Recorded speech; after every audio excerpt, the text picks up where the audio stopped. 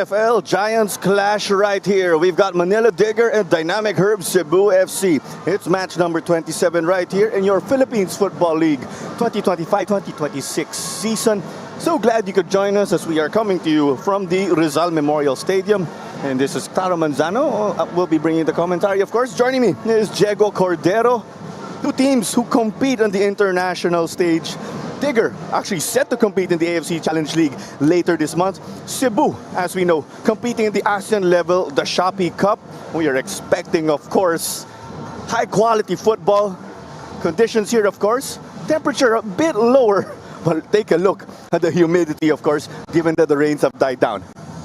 Yeah, this is going to be an exciting matchup between two of the big teams in the PFL. Two teams, however, with contrasting form. Manila Digger could go top of the table tonight. At the same time, Cebu are currently mid-table, which is not where we usually see them. Nevertheless, it's a clash between two big teams. Let's take a closer look first and foremost at Manila Digger. 4-1-0. That's the record so far by my count. They are giants in the PFL. As we've mentioned, the best offense and defense in the league last season, but they did not win the title, of course, or the final series. They were anticipated. This is also a rematch of the PFL final series last time around. Both teams have been able to stack up. How do you assess things for Coach Kim and Coach Bass as of late? Yeah, Manila Digger are one out of two teams in the PFL to still remain undefeated as we see their schedule and fixtures so far. A lot of good results in there, and the 1-0 win over One Taguig, their best result so far, and their only clean sheet, but a very good result nonetheless. It's a team that, as you mentioned, are in the international stage, so that's how good they were last season. Only missed the title by a point. They'll be looking to take that championship this season. And as we see, Digger did get to experience what's it like to have their backs on the wall, because they were on the verge of losing to Stallion Laguna, rescue the draw. So that shows this team can literally, or this team can dig deep in tough situations. A 4-2-3-1 right here for Coach Kim. No surprise with the names, given this is a big game. Consistent names in this lineup. A lot of familiar faces to the PFL fan to be crucial parts of this squad for the rest of the season, as well as their international campaign coming up this month. And Omar NG is the goalkeeper for this game. They've got the depth, of course, when it comes to that position. Mike Asong will be on the bench. The player to look out for, of course, Kenji Nishoka, Filipino-Japanese, pero pinanganak siya dito sa Quezon City. He's the guy to look out for. He's the motor for this team. Yeah, a really technically gifted player, plays in that attacking midfield role, but he roams around the entire field. He also is their set piece taker from corners and free kicks, so do expect him to be very involved this evening. It's important again for this squad to get going and peak, given that they are representing the Philippines Football League again, as we've said, on the AFC level. Kenji Nishoka, that go-to player. We'd also see him even play central midfield on a number of occasions when they were short-handed last season due to injuries. So, kita nga natin that versatility of Kenji Nishoka, of course, in this team. And he will look to link up, of course, with the big bodies that they have up front. They've been able to bang in goals here and there again, but we are going to take it to our coach interview. Okay. Hello everyone. Today is a very, very important game against Cebu. And from 2023, when the Copa, we visit Cebu in the same group. So we are very, very familiar opponent. So in the recently 2 seasons, we have won and we have lost. But this season, Cebu has a very much new players, so they are more younger, more hunger to the win.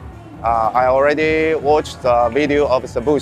We training already for 2 weeks, and we prepared very well from transition, from defense and build up, and how to attacking.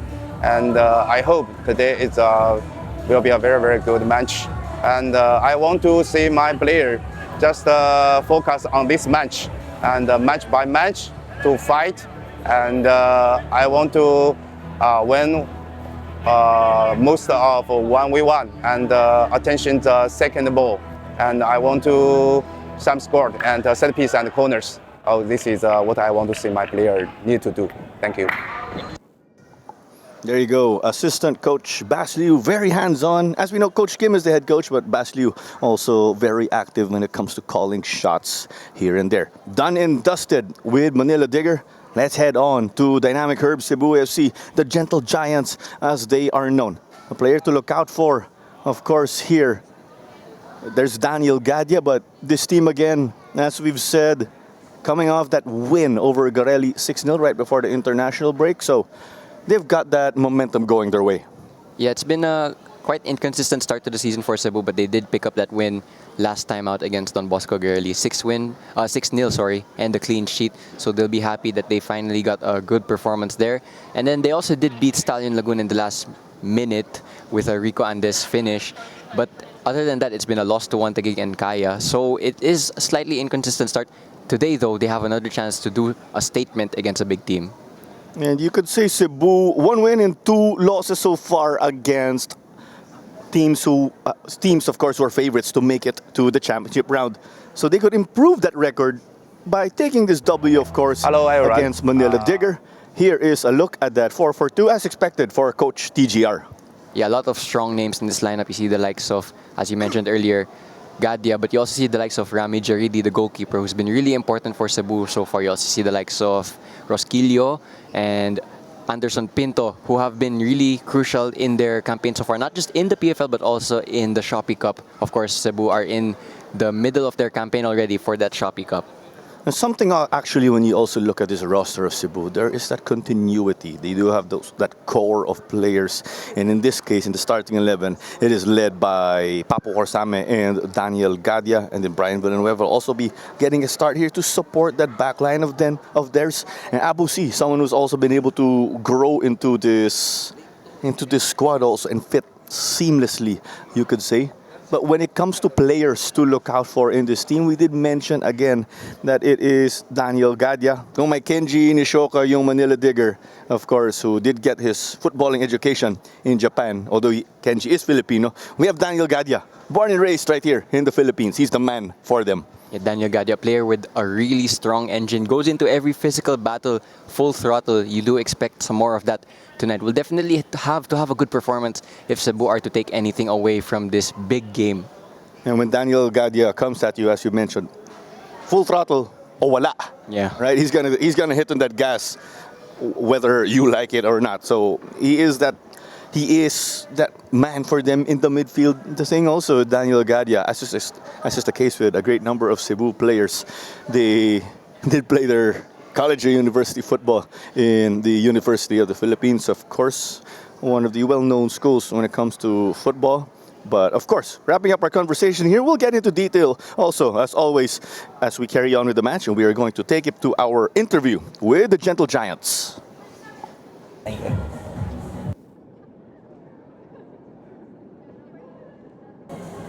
Okay, the team right now is high motivation. We really prepare for this match because this is a really tough game against the Manila Digger. Manila Digger is also a strong team here in PFL. Of course, we always challenge Cebu team, always challenge for this match. The mentality very high, and we will see the performance 2 weeks break that we prepare for this one. And I hope God's give us good strength for this team. And our mentality today is to win, to get the 3 points. Big talking point there, just bouncing off of what Coach Glenn Ramos did mention. There's a 2-week break because there was that pause for international games. And these teams use that opportunity to really prepare for this game. Yeah, it's a highly motivated Cebu team, and it's a highly motivated teams tonight because both of these teams want to make a statement to the rest of the PFL by saying that we can beat anyone and everyone. Because if you win matches against your direct rivals for the top 6, as these two teams are, it sends a statement down the rest of the league. A win for Digger today will put them provisionally on top spot, provisionally, because Kaya FC Iloilo will have a match on hand against them. But that will allow them to put pressure on the defending champions. And as you said, we are actually surprised that the Gentle Giants are outside of the top 6. But judging by my math, they actually have a game on hand. Things will even up by today. And if they get a win, we are going to have a quadruple tie in the standings for top 3. So that's going to carry over all the way from 3rd place to 6th place. And this is really where the fun begins, where there's that logjam or traffic sa standings. Yeah, definitely a lot at stake this evening. You have a team that could potentially take top spot and a team that could mix it up in the race for top 6. But nevertheless, the 3 points tonight, it's basically a 6-pointer actually, because you're up against a direct rival for both of these squads. Keep one team keep your opponent stagnant, add 3 to your tally, get one on over the other. And that's essentially how it works, of course. Teams will take it to the pitch now. It's Manila Digger and Cebu FC.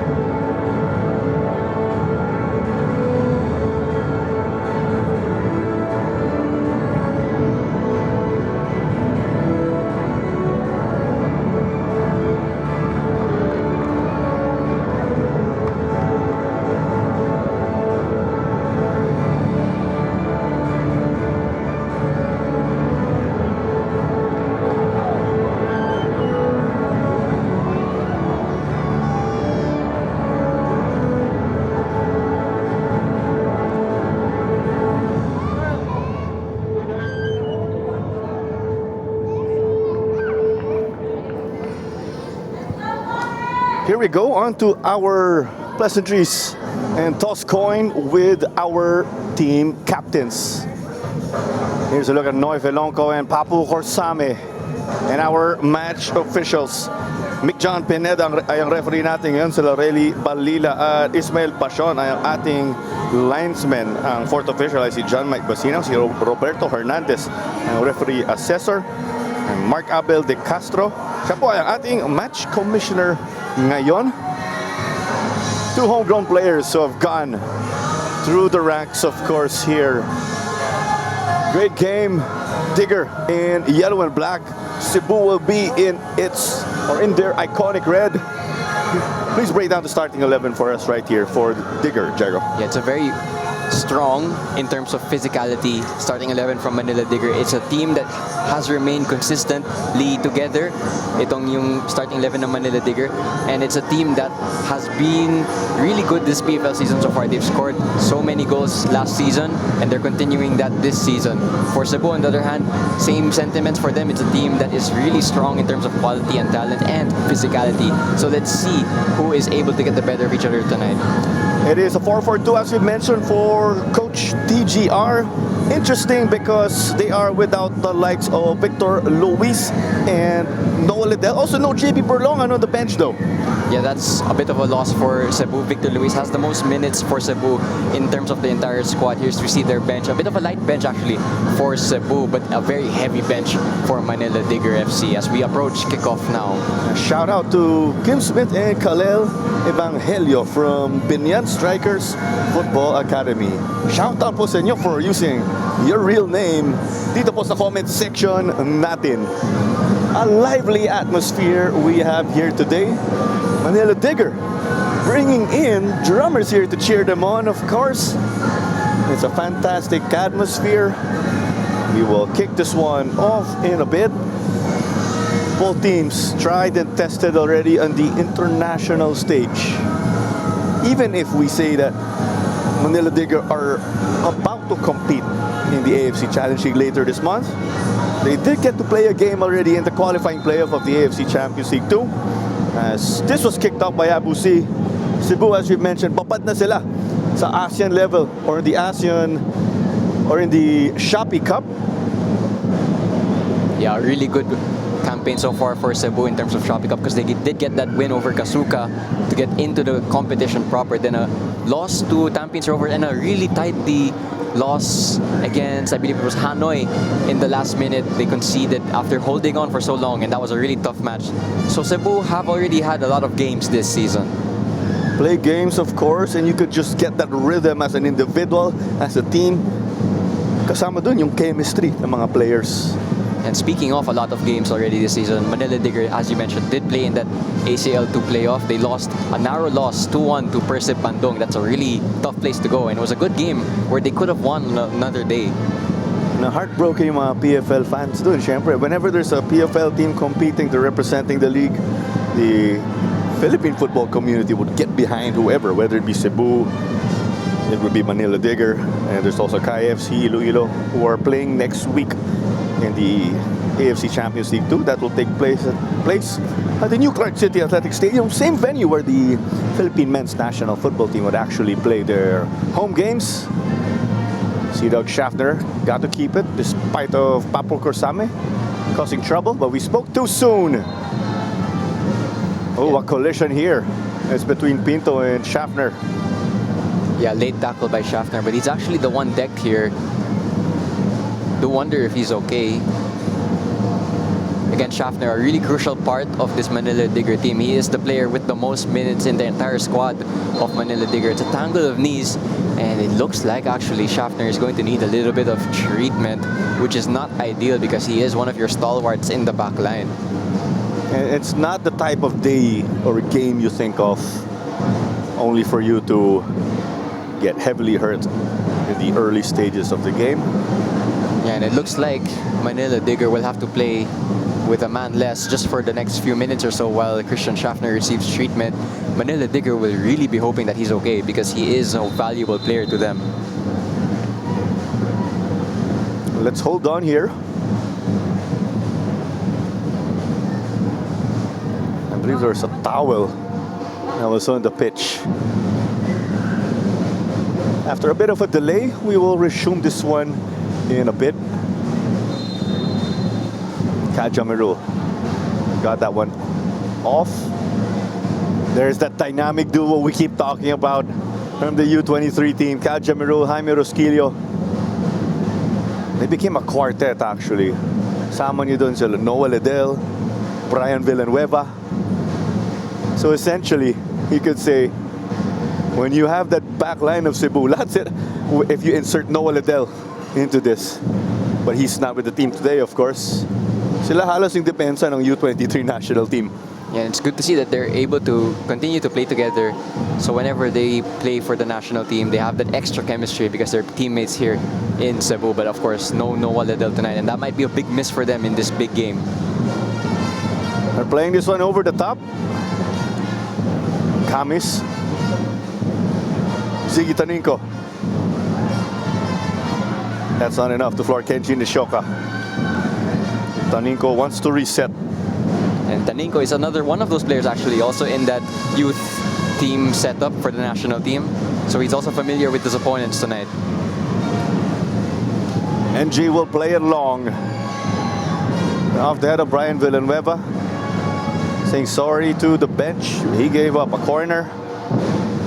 And this is where Manila Digger are absolutely dangerous. Yes, Cebu are going to have to be extra concentrated in this scenario because set pieces, in terms of set pieces, Manila Digger have a lot of height.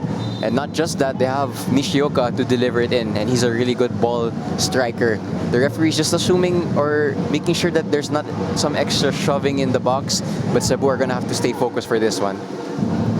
As much as they are called the Gentle Giants, we keep saying it like a broken record. Cebu are a physical team, as is the case with Manila Digger. I was about to say Digger the taller team, but when you match them up, parang halos pantay sila, surprisingly. The service from Nishoka, Jaridi got to punch it. I think a foul was called on a Manila Digger player, but that was a good punch for Rami Jaridi. The 40-year-old veteran has caps for Tunisia and has an appearance also in the FIFA Club World Cup. He played in the 2019 edition. So just going back, as much as I believe they are the same height, the players of Manila Digger just have that superior build. And Usman Guy hit the floor. Usman Guy is still down. Assistant coach Bas Liu. We expected this game to be a physical one. Yeah, we've already seen that physicality in the opening 5 minutes. It's probably going to continue for the next 85 minutes or so. Such is the power of both of these teams.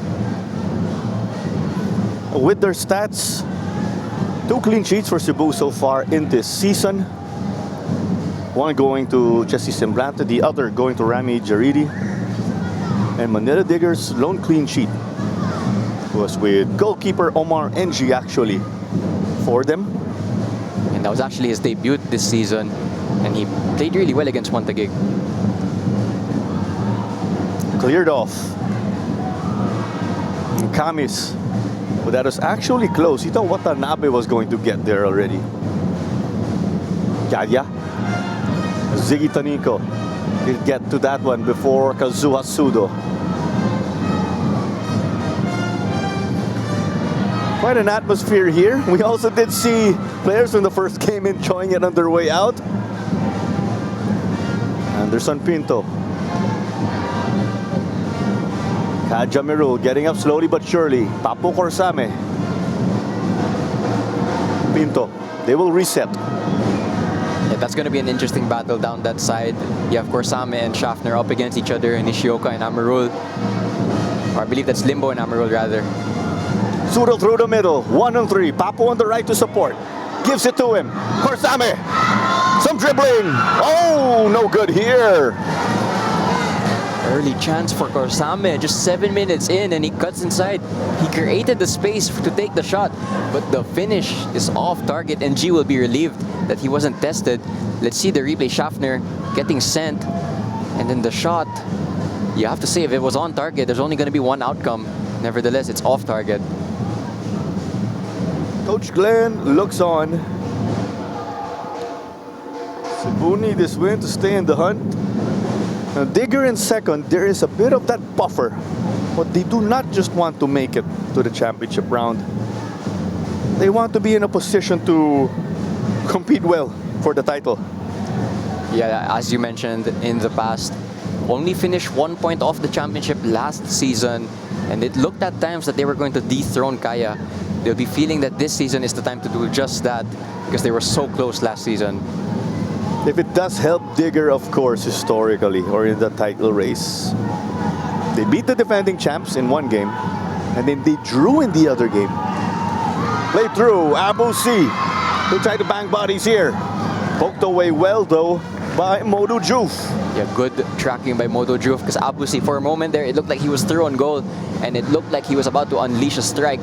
In the end, it's a corner kick to Cebu. And as we mentioned, they also have a lot of height in their team, so it's a chance for them to use it offensively in this instance.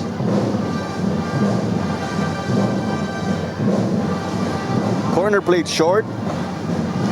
Whipped in by Kore. And Juf just sent it to the side because Rosquillo put it in the danger area. Looks like another corner, actually. Digger, their players felt that was a throw-in. Our referees, of course, with the vantage point. Again, this is also a rematch of the PFL Final Series. That tournament, of course, featured the top 4 teams, and they competed for a separate trophy. I'm sure Manila Digger also want to win this one and get back.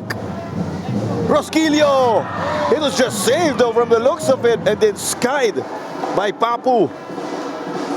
Well, the two biggest chances so far in these opening 9 minutes have fallen to the sides of the Gentle Giants. This one from Rosquillo against the crossbar. How close can you get? The corner, it's a direct one. And the header is really good from Rosquillo. And it's so close, but not quiet for Cebu. Warning signs for Manila Digger. Ziggy Taninco. Oh, it came off a hand. Referee said play on. It's Mick John Pineda calling the shots again here today. Troy Limbo showing us his footwork. Got clipped by Papu for a while. Ran out of space. Babalik dito. Schaffner naman. Here's the cross. Off of Villanueva. But it hits the side netting. No good here for Toure. Yeah, for a moment there, it just opened up for Toure. And the half volley, in the end, is side netting. But that was a chance to test Jaridi there. Here's the replay. The cross from Schaffner was a very high one. But it found a teammate. It's a tight angle, it must be said, and Jaridi had that angle covered, in all honesty. Jaridi to get this one back into play. So going back, right, Digger will want to get this one. Because Cebu won the final series, they got to play in the Shopee Cup qualifying playoff and did advance. The Digger perhaps saying, dapat kami yun. And I do recall that that final series playoff was a very heated one. So that might carry over to today. And we've seen plenty of physicality already, and as we are breaking it down, Moduju Faldabusi. Yeah, that's turning into a personal battle now between those two. And this time, Abusi just winning that duel, winning his team a free kick. Again, from the previous set piece, Cebu hit the post, or the crossbar rather. Can they do something similar here? You were saying Cebu with a strong start, but they need the scoreboard to show for it.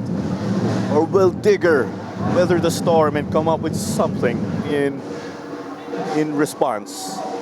Well, Cebu are going to send forward their tall players. Again, Rosquillo's in there, so is Camis. A lot of targets to aim at for whoever's going to cross this ball in. Pinto comes over to Corre. They're going to change kicker.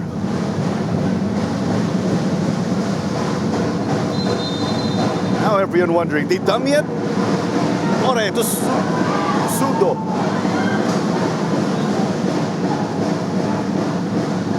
Pinto gets it.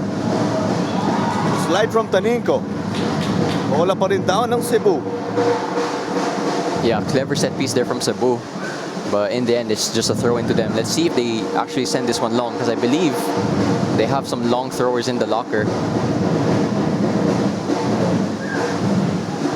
Corre. Lost it.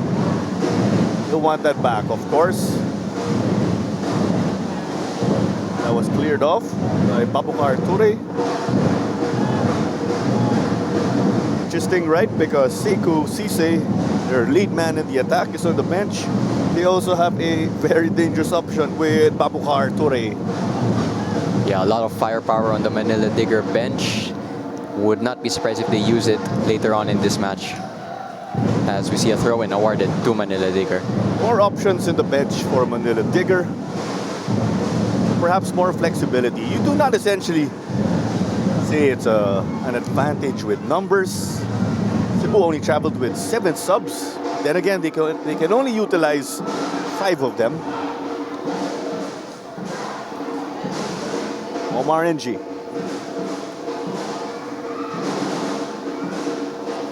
Trying to come up with something at the back.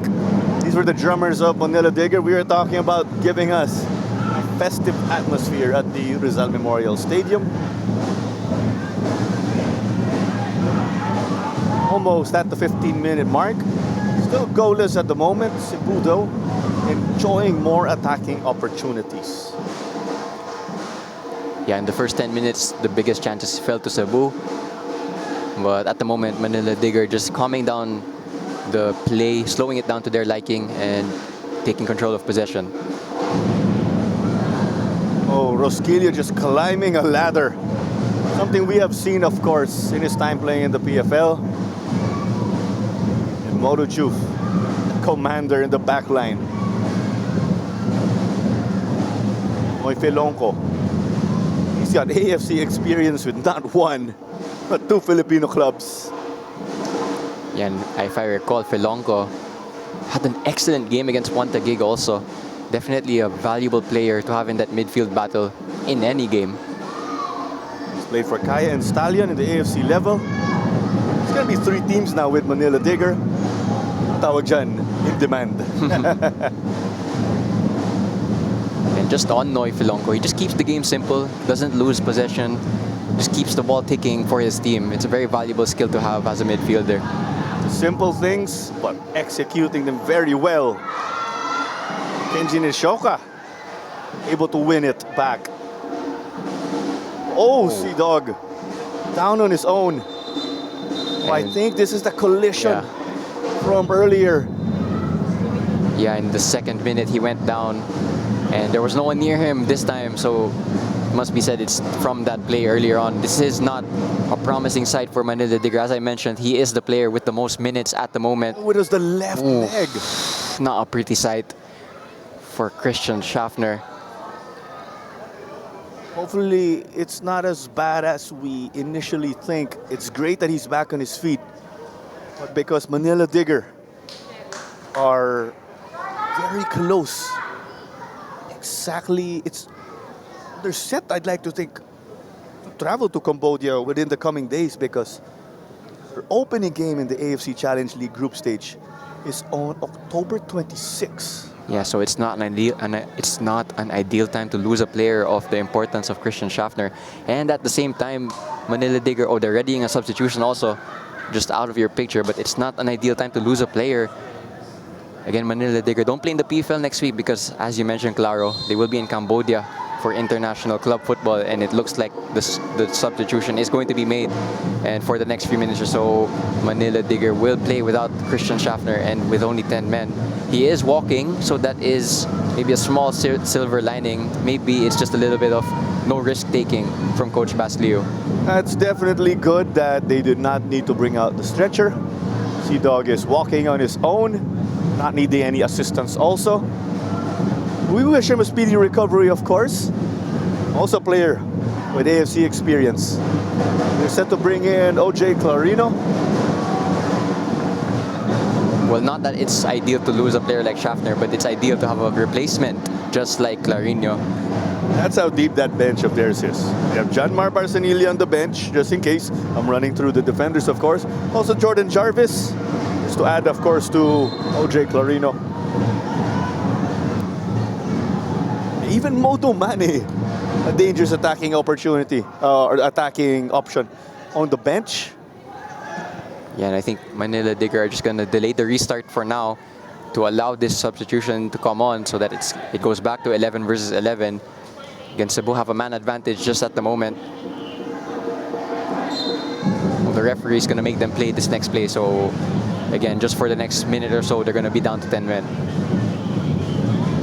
They will be extra cautious, of course, to ensure that they are not exploited in terms of the personnel disadvantage. Kadya, Kore, they're getting it up quickly. You feel that numerical superiority. But just like that, they play this one back.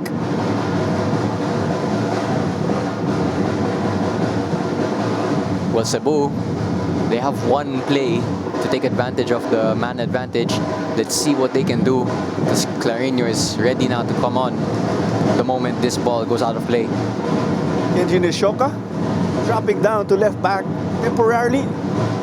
That is the spot vacated by Sea Dog Schaffner. Here's the fake by Kaj.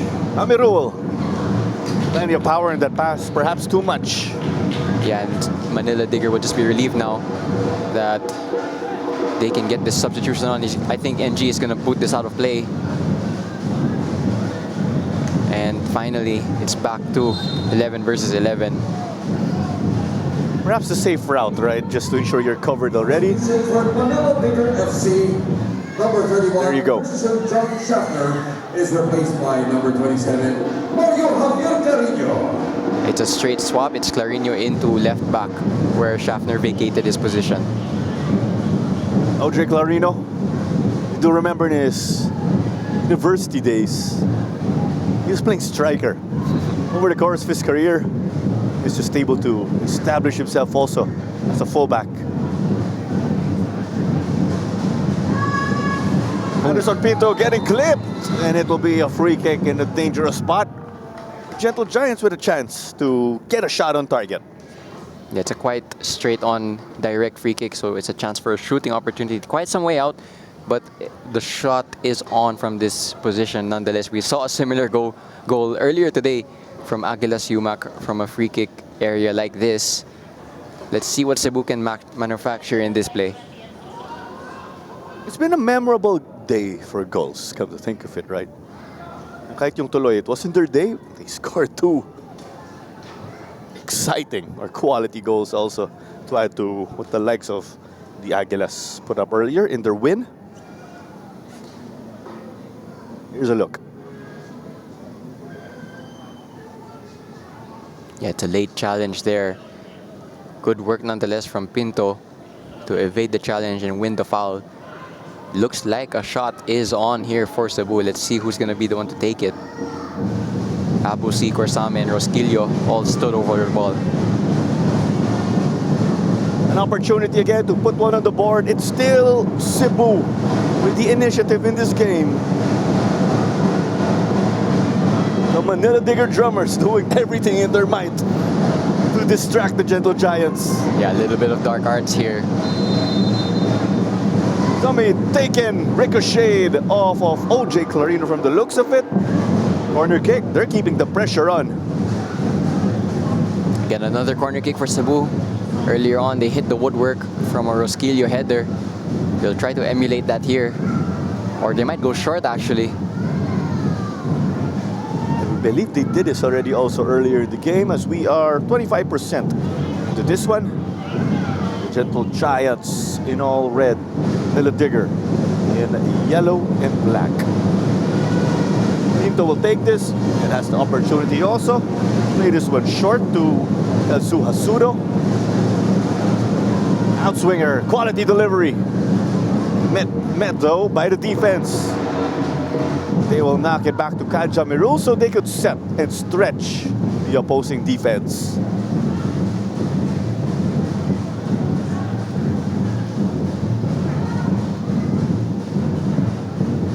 Rosquillo. Limbo almost had an opportunity to get it. It's secured by Omar NG. That's good goalkeeping from NG. Good starting position and good aggressive sweeper keeper action there in the end. He does well to make sure he gets to that ball first. Strong challenge there by Pinto. Watanabe on the floor. I don't think he was contesting that. More of he was getting into an argument with Sambo from the looks of it. Another player down for Digger. 2 players down, 1 back on his feet in Usman Guy. Tapo driving the offense. Oh, seems like there was a hold from Kenji Nishoka. Yeah, a lot of physical action here in the last few minutes or so. Referee Mick John Pineda just calming down both sides. But nevertheless, it's another free kick to Cebu. Here was the foul. It was Nishioka just holding back Corsame. And because of that, Cebu have another free kick. I also saw something afterwards. I think Brian Villanueva putting the ball in the face of Noy Felonco. And then a foul here against Abusi. Showing us, of course, it's an emotional game too, to add to the physicality.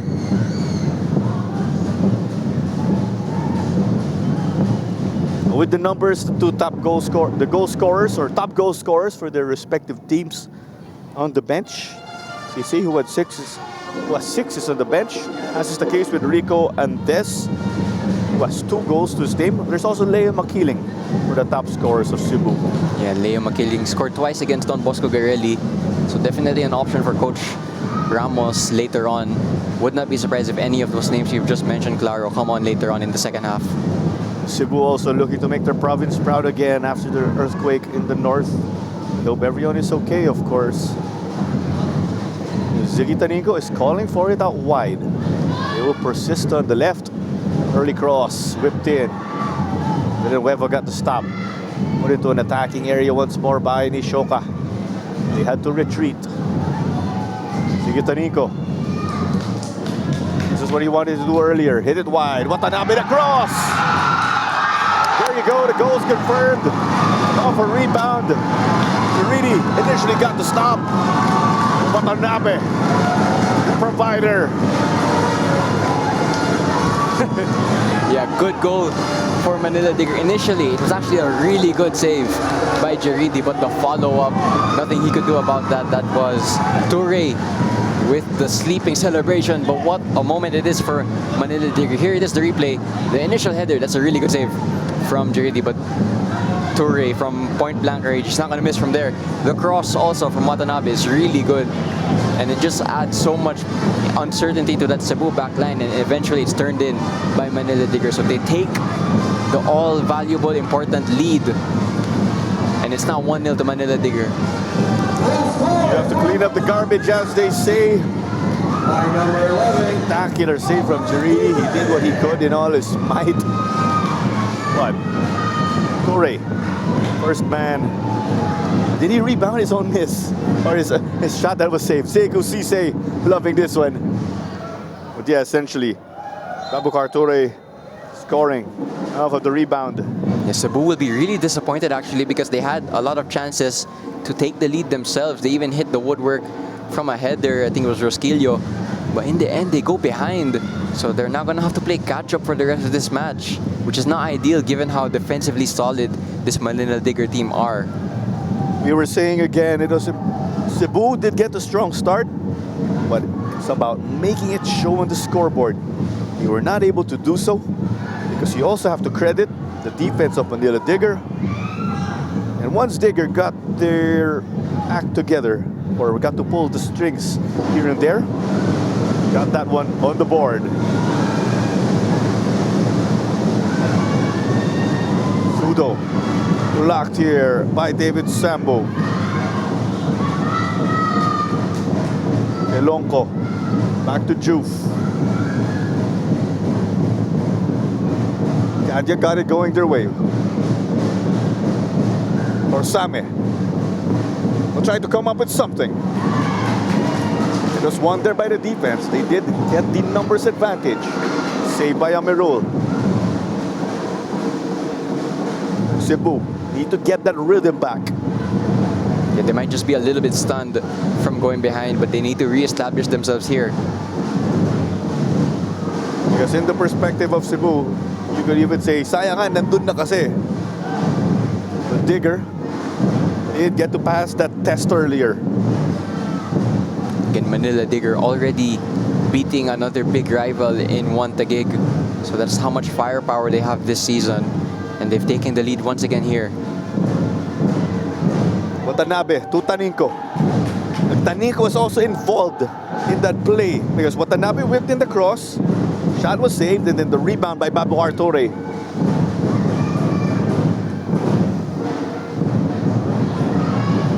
Camis will just escort this one. Too close for comfort. Yeah, a little bit of miscommunication there from the goalkeeper and Camis. And in the end, it's a throw-in to Manila Digger. Based on the body language we saw, of course, Jiridi just giving his approval there to Camis.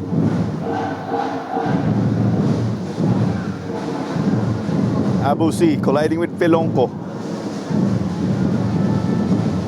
Bodo Juf, binigay dito naman kay Sambo. Yeah, Manila Digger now re-establishing possession. But they do have that option to go long because of their physicality up front, and that's a foul, it looks like. So that's good from Manila Digger's front line, and they win a free kick in a dangerous area. That was actually the goal scorer, Toure, winning that foul.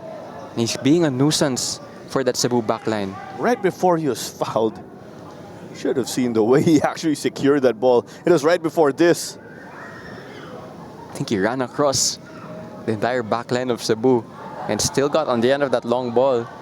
It's a good advantage to have that your forward is able to physically impose himself on a defender like that. Chance here for Nishioka. to make one of those deliveries. Such a technical player who's able to set up his big bodies. This is what I'm telling you. Mukhang halos pantay sila when it comes to height. Kami's showing some love with David Sambu, the two new best friends. And the way they are defending one another. Oh, this angle showing us, of course, what goes on with offensive referees. Have to give some reminders right before any free kicks. Nishoka the service. Cleared off by Daniel Gadia. Went to Troy Limbo though, Papu with the stop. Sent to safety here, and Digger will get a chance to reset at the back with Omar NG.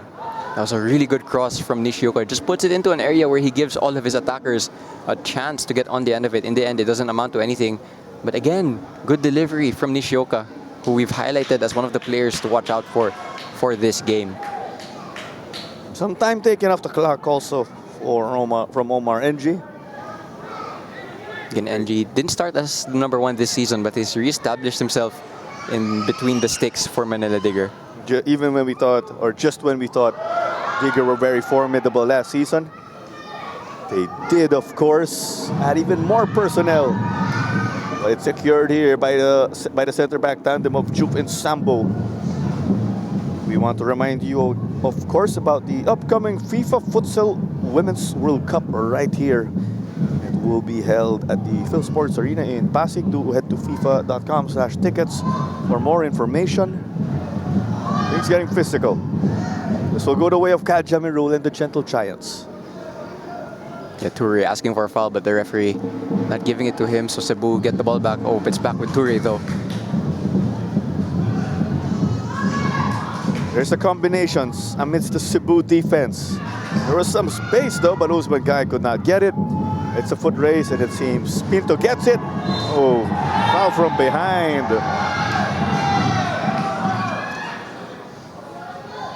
Yeah, that was Usman Guy contesting that he won the ball. Referee Mick John Pineda not having it though. Again, a physical duel between those two, and it's been physical all around so far in the opening minutes of this game. Players will also have to manage their emotions. Such actions or second motions could lead to bookings also, as we are aware. Yeah, Manila Digger already have one red card, I believe, this season. So they don't want to add more to that tally. The volley from NG. Amish may have gotten that one. Brian Villanueva was also there. Sigitanico flicked it. Last time these two connected, it eventually led to a goal for Digger. Oh, a late whistle here. Big John Pineda said it will go the way of Cebu. Not so gentle from the Gentle Giants, as we always say. And Coach Baslio is incensed at that decision. Nevertheless, ball back to Cebu. That physicality also part of Cebu's style of play, as we are aware. They are going to knock a team out of the rhythm. Well, so much for the tag, of course.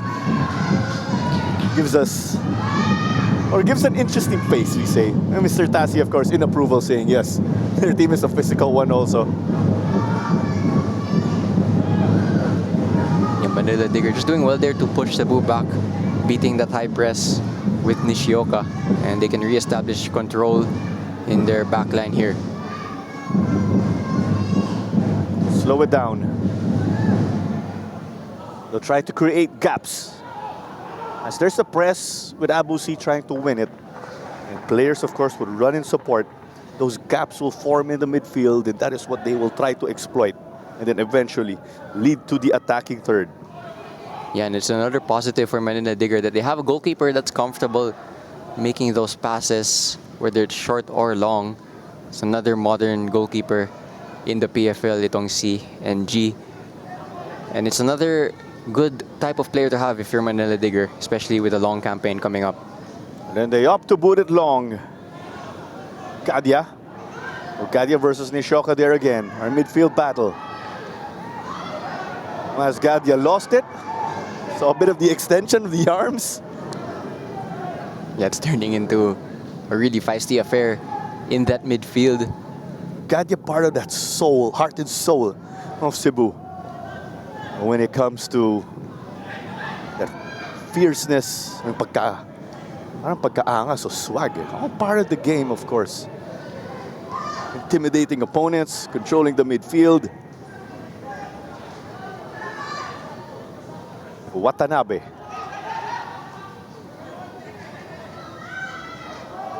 Will it be another classic performance from Cebu with the gentle Giants being pressed against the wall?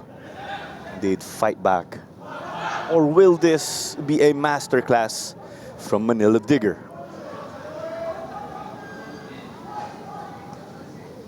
"35 minutes now into this one. After making a good start, Cebu went behind, done well to contain themselves after being stunned. But they are still 1 goal down, and it's up to them now to get back into this game. This is what we were talking about, the space created. Abu Z was not able to pick the ball. They played it. It went to a gentle Giant. Now going right to left for Cebu. Gentle Giants in all red again. Manila Digger in yellow and black. A big thank you for joining us on the Facebook and YouTube pages of the Philippines Football League alongside Diego Cordero. This is Claro Manzano.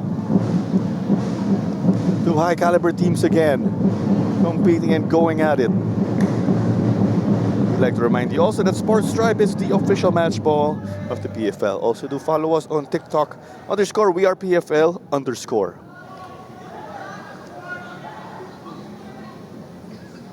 This is good possession from Manila Digger because it just takes the sting out of this game, and they might get a chance from it. Oh, just when he thought it was loose in the perspective of Cebu and it was going to go to Kenji Nishoka, Anderson Pinto there to collect. They'll get traffic going their way once more. Amirul. Rosquillo. We're aware also the previous months Rosquillo had to battle some injuries. This is a good sign that he is back for them. Another player, of course, who suits that Cebu style like a glove. Along with Daniel Gadya, of course, whom we mentioned. Rosquillo, one of those promising young players in the Philippine Football League. Again, as we mentioned earlier, also a part of the youth national teams whenever there is a squad. And he is becoming one of those starters for Cebu at the moment. As a high school kid, he was playing with the youth national team setup, then known as the Ascals Development Team. Doon natin nakita dynamic duo nila, Kyle Chamirul and Jaime Rosquillo. And they've carried it over to Cebu and also to the national teams whenever they have played together. And then that is why, of course, as we said, that brotherhood grew.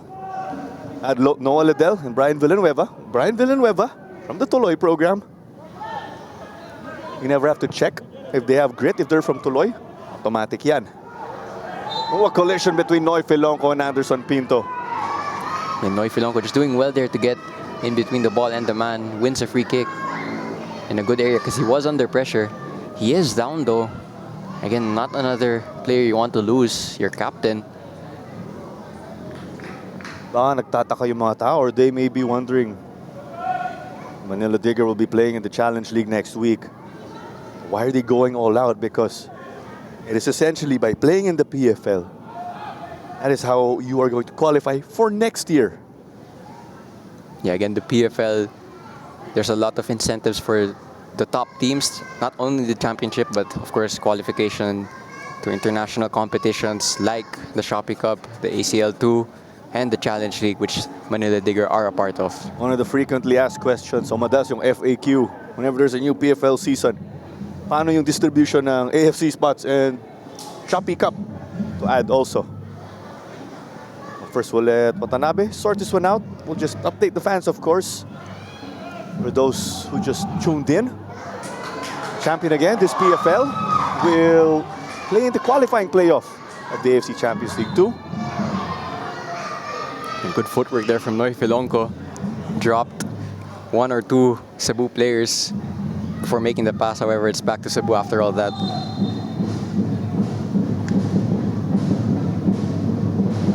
words here from referee Mick John Pineda. Just keeping in check, perhaps, with the physicality. And it goes the way now. Aman home, Camis. And the likes of Camis, also Australian. This one long. Kenji Nishoka ended up storming up front. Now one of the taller players, oftentimes, he'll be that player to give the ball forward. Maybe in situations like these, that he'll set up a teammate.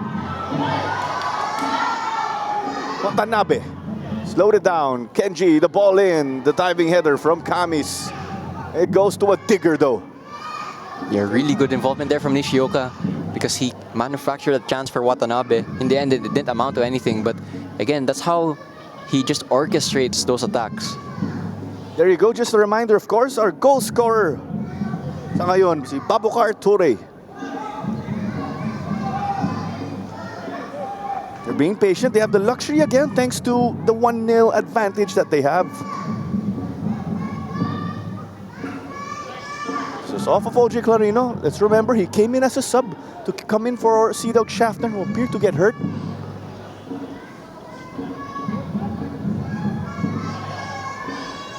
Combinations here. Will they cross? Not the case.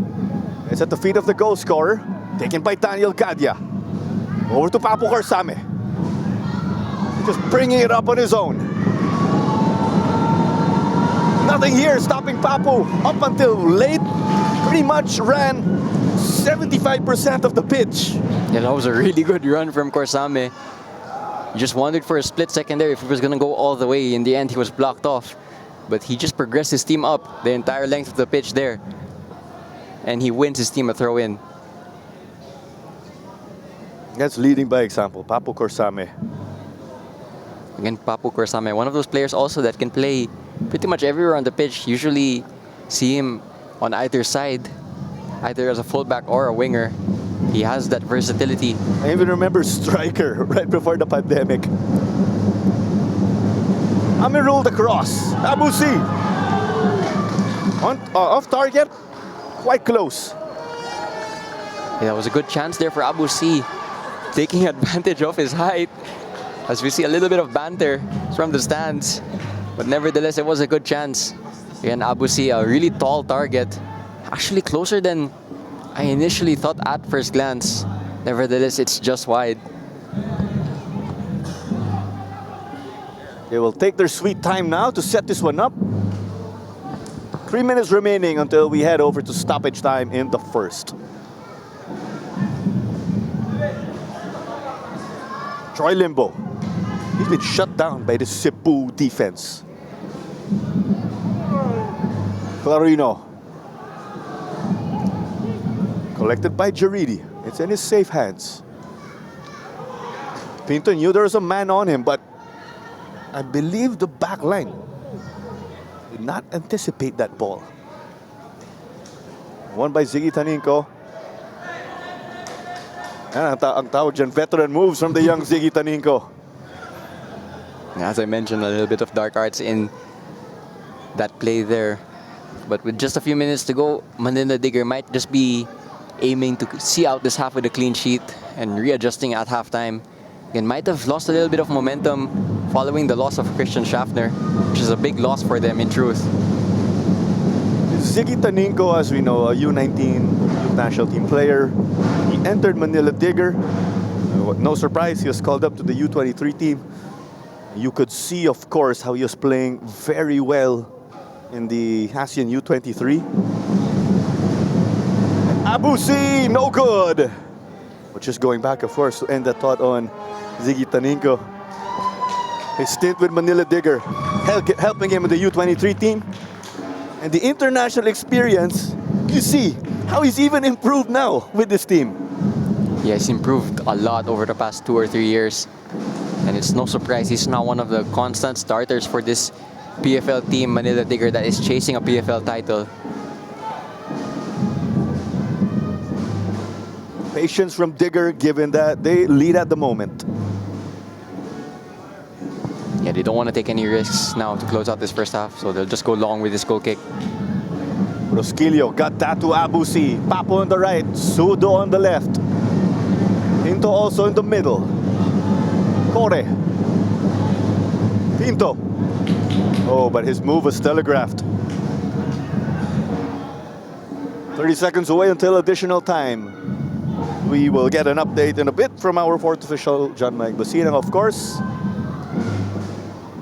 Angie continuing to be consistent with the ball in his feet.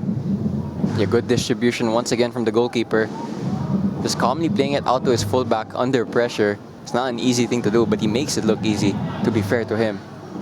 Noy Filonco switching it. So Troy Limbo also helped, of course, in that foray in the left.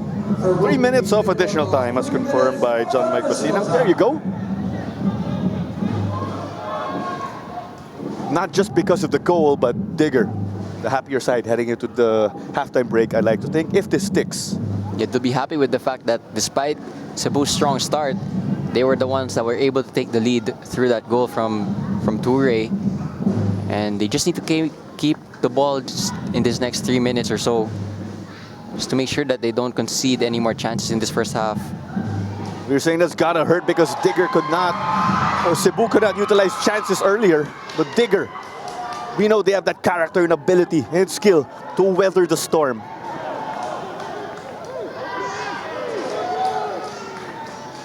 Really physical battle there between Usman Guy and Camis, and I think Camis might have just hurt himself actually in that battle while he conceded the corner. A physical game, as we've said. That fall earlier with Sea Dog Schaffner did get tangled, I recall, right? We'll try to fight for the ball. The Manila Digger now have a chance maybe to do something from a set piece right before halftime, but you want to be extra careful not to get countered on because there's not a lot of time left in this first half. It's going to be Nishioka, and if it's going to be the same type of delivery, it's going to be a chance for Manila Digger. Still 1-0. Babukar Toure, the goal scorer at the moment. The main guns, Rico Antes and Sekou Cisse on the bench for their respective teams. I think the ball just went and curled out to in from that corner, so it's goal kick to Cebu. Let's hold on.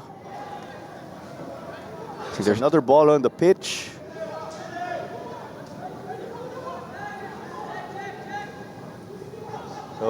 Assistant Coach Bas Liu and Cebu head coach Glenn Ramos look on anxiously from their respective technical areas.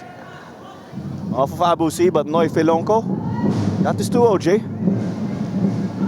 Interesting because OJ Clarino, a coach in UP.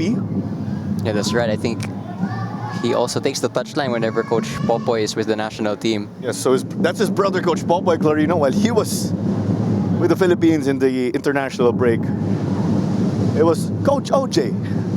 That's what I call him.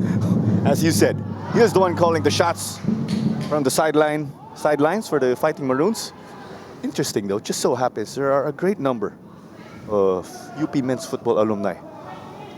Yeah, and for Cebu. That's a testament also to the UP football program that continues to produce great talents in the Philippine football. Daniel Gadia has actually become a de facto scout for UP because Cebu FC, of course, based in Cebu, sent to safety here by Manila Digger. You can argue it's been flawless for them.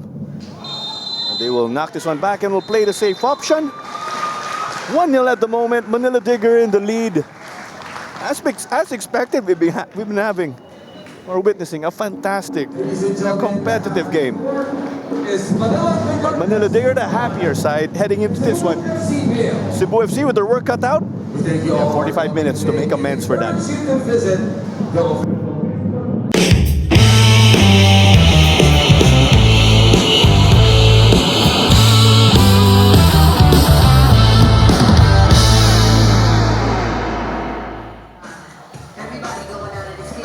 Back at the Rizal Memorial Stadium, and it is halftime between Manila Digger and Cebu. 1-0 at the moment, and that lone goal of Babukar Toure, the difference maker at the moment.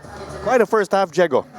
Yeah, it was actually Cebu who started off better, creating chances, and they even hit the crossbar from a corner kick.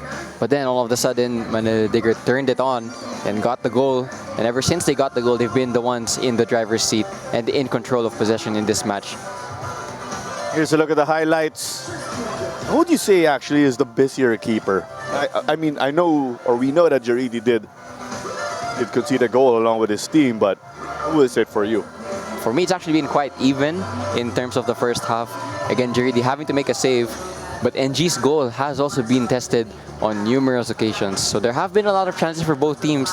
In the end, it was actually Manila Digger to be the more clinical of the two, and that's why they have the lone goal in this match. But do not be surprised if more chances continue to fall to both sides as we see the goal, an insane save by Jaridi, but the follow-up from point-blank range from Ture, and Ture is not going to miss from there. So it was actually Usman guy who got the shot up of the cross of Watanabe, and in effect, Babukar Ture cleaned it up. Assistant coach pass to you. That's what he is seeing. Abusio's off target there. Going back, that's gotta hurt. Jaime Rosquillo hit the woodwork. So close, yet so far to a goal. But here's the numbers at the moment. Well, actually, you can see that despite having more possession, it's actually Cebu who have had more shots and more shots on target in the first half. So it is definitely an open game. I do expect that chances will continue to fall to both sides. It's just a matter of who's the more clinical in this second half. But at the moment, it's still 1-0 to Manila Digger. You do also see that both sides have a lot of firepower on their respective benches. Do not be surprised if sooner rather than later we see introductions of those on the dugout at the moment. Corners two apiece here, but at the end, things working out for Manila Digger. We are going to kick off the second half also in a bit. And no yellow cards also for either side, but both of these sides have already had a lot of yellow cards in this season. Manila Digger in particular already have a red card earlier on in the season. Let's see if the physicality of this game later on in the second half warrants a card from Mick John Pineda. As we were saying also, both teams do actually like to play quite physical. So pretty much they'll get to taste their own medicine also. Or who's going to be the stronger team? Rico Andes in. He's the main man in the Cebu attack. The player stepping off. Score, not essentially a like-for-like change. Yeah, it's a striker on for a midfielder. So it looks like maybe a change of formation. Let's see. We do have a number of shout-outs also to the likes of Bella Leclerc, Papsicola, Perry Bear, Ed Bull, Kavsef, Muzon, Etreni, Lekim, DJ Gaming, Lekim Ski, the Sunset Club. Just a long list of names, of course. Cam is just having some last-minute conversations. You love the leadership he brings to the back line of theirs. Yeah, let's see if Cebu can respond from that first half. In the halftime, we saw the introduction of Rico Andes, and he does add goals to this Cebu team. Scored against Stallion in the dying moments of the game. Also scored multiple times already in the Shopee Cup. And it looks like he'll be joining Abusi actually in terms of playing up front for this Cebu team. So it's going to be a different test now for the backline of Manila Digger. They have an extra forward to deal with now. For Manila Digger, I assume they just stay the course. For Cebu, are you expecting any changes to the approach? Yes, they put in Rico on this, but do you expect some changes with the way they'll be approaching this one? Well, I think Coach Ramos of Cebu would have asked for more directness in the halftime. Maybe a little bit more speed in terms of their build-up and attacks. Maybe going longer. It is not pretty, but it must be done at times. So I expect more attacking play from Cebu in the second half. To be precise, that's Coach Bass and Coach Kim for Manila Digger. Kadia! No good from way out. Perhaps he would have loved to replicate his goal versus Kaya last season. Yeah, that volley from long range against Kaya last season, one of the goals from the PFL in the previous campaign. He'll love to emulate something like that this evening. If you could rank top 10 goals or come up with the top 10 from that season, That will definitely be in the top 5.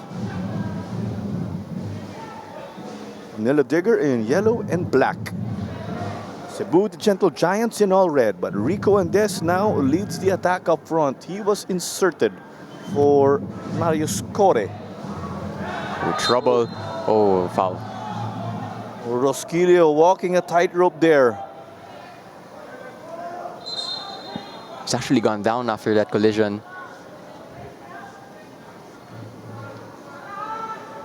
Just that shoulder. That's what he is favoring. Maybe with this hard fall on the turf. Oh, that's gotta hurt.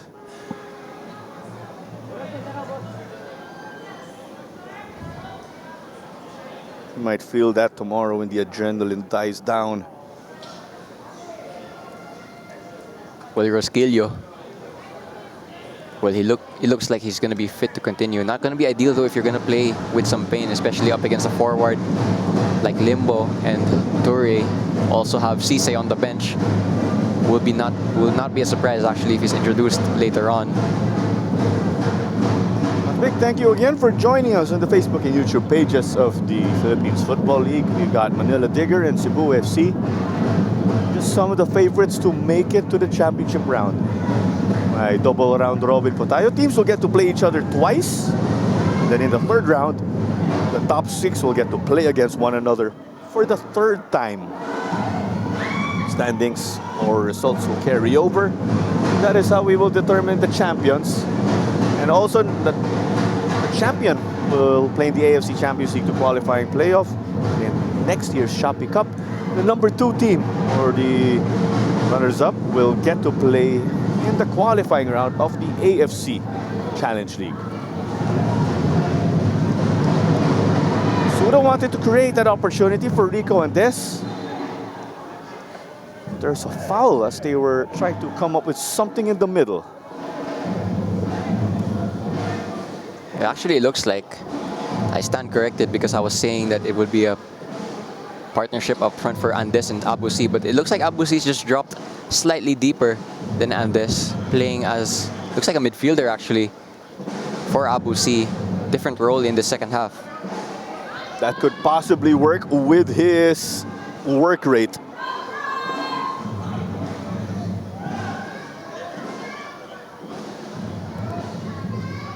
We're just trying to decipher things, of course. Is that Papo Corsame playing on the wing and then it's just Rico Andes, the lone man?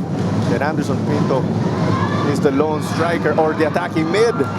Rico could not secure this and it's secured by Omar Enji. Well, that's why Rico Andes was introduced in the second half. He offers good movement for his midfield to find him, and his run there was good. Just a bit unfortunate for his sake that the pass or the deflection of a tackle just went straight to the goalkeeper, but that was a good moment for Andes there. And if he continues that type of movement, you do imagine more chances could come his way. Seems like it's a 4-1-4-1 for Cebu, at least on defense. Also with Rico Andes, who would have thought? Back in the Coach Mehmet Kakil era, where he was the coach of Cebu, may he rest in peace, of course. Rico Andes, I recall, was playing fullback. But we're aware, his natural position is his striker. And he did, of course, terrorize opposing defenses last season when he was playing with Loyola. Jumped ship or went back to Cebu. And now he's the main man. Yeah, Talk about a journey. He's matured really well over the past year or so. And that embodied himself also in that Shopee Cup win over Kasuka, where he was unstoppable both here and I think he also scored in the away game in Kasuka. And that goal of his again against Stallion at the death.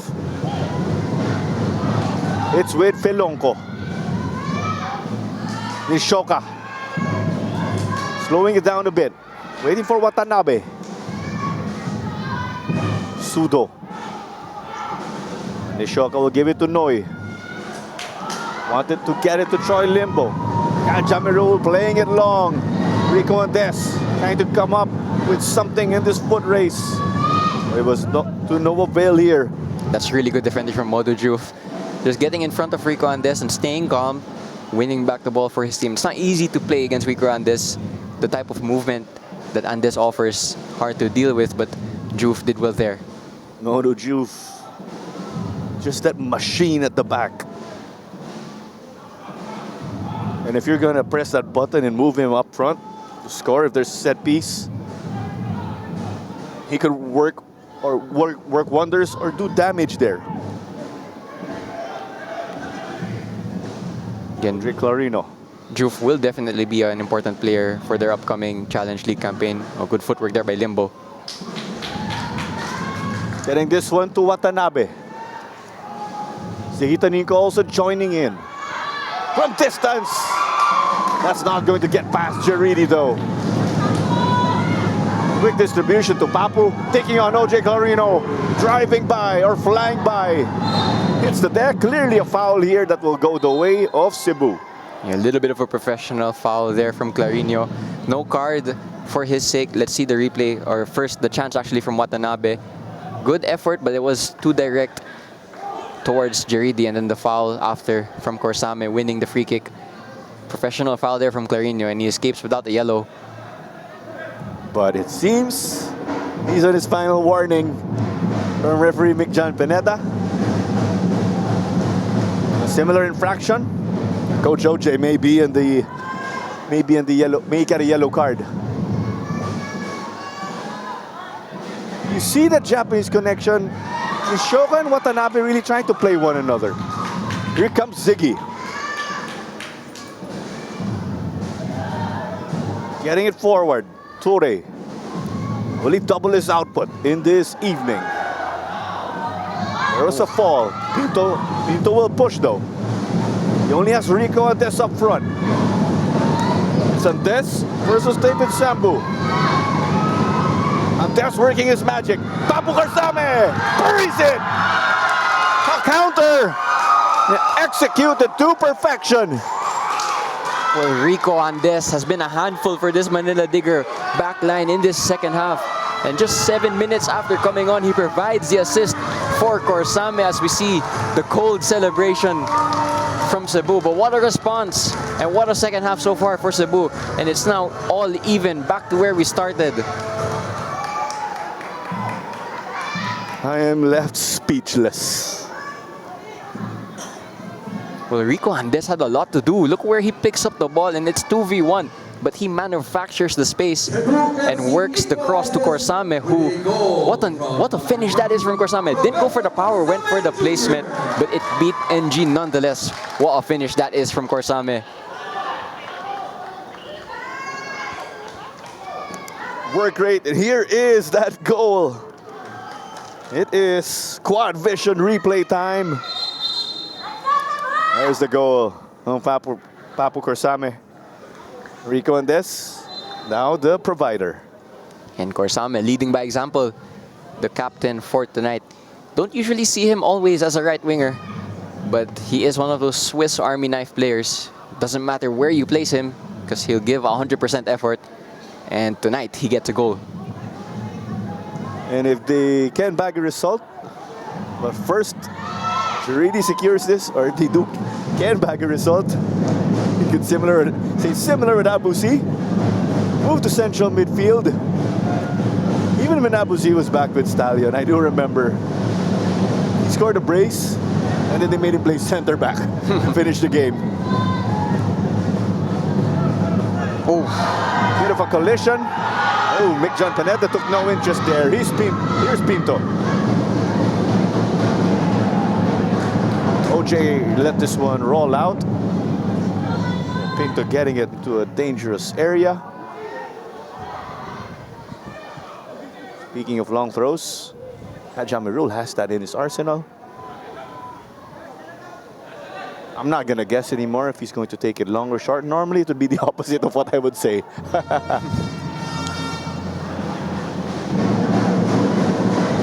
One apiece. Abu Karturi scored again for Manila Digger earlier. Papu Corsame scoring there off the Rico Andes assist. Well, this game has opened up now in the second half. Let's see who is going to take the risks to search for the winner, if there is one. I would also imagine that Coach Baslio and Co are going to look to their bench sooner rather than later. because there is a certain Psycho Cisse on the bench for Manila Digger. No clean sheets here today in your Philippines Football League action. Some uncertainty in the midfield. It goes the way now of Digger in yellow and black. Cebu defending. The Gentle Giants in all red. Kami's got his boot to that just to ensure that goalkeeper Remy Giridi will not have to put in the work. Giridi indeed approved of that effort. There's a player on the deck here from Manila Digger. Okay, he's back up. So it's going to be a corner kick for the yellow shirts. Manila Digger again will be playing in Cambodia about 7 days from now in the AFC Challenge League group stage. We hope, of course, they do not sustain any injuries here and that, of course, they're also able to get that preparation by playing a high-level game such as this. And Jago pointed out, Psycho Cisse is going to enter the game in a bit. But there is a player down for the Gentle Giants. I believe this is a Manhom Kamis. Seems like the case. Well, as you were mentioning, Manila Digger rather, are going to play in the Challenge League. You're going to play against Ezra, SP Falcons, and Zvaireng from Cambodia. So they have to finish in the top 2, I believe, to go to the next round. That's right. Again, it's all in a centralized venue in Cambodia. So we do wish, for Philippine football's sake, that Manila Digger have a good performance. As goal scorer, Toure is actually going to be the one to make way for Cisse. Here's another look at that one, though. What a corner from Kenji Nishoka.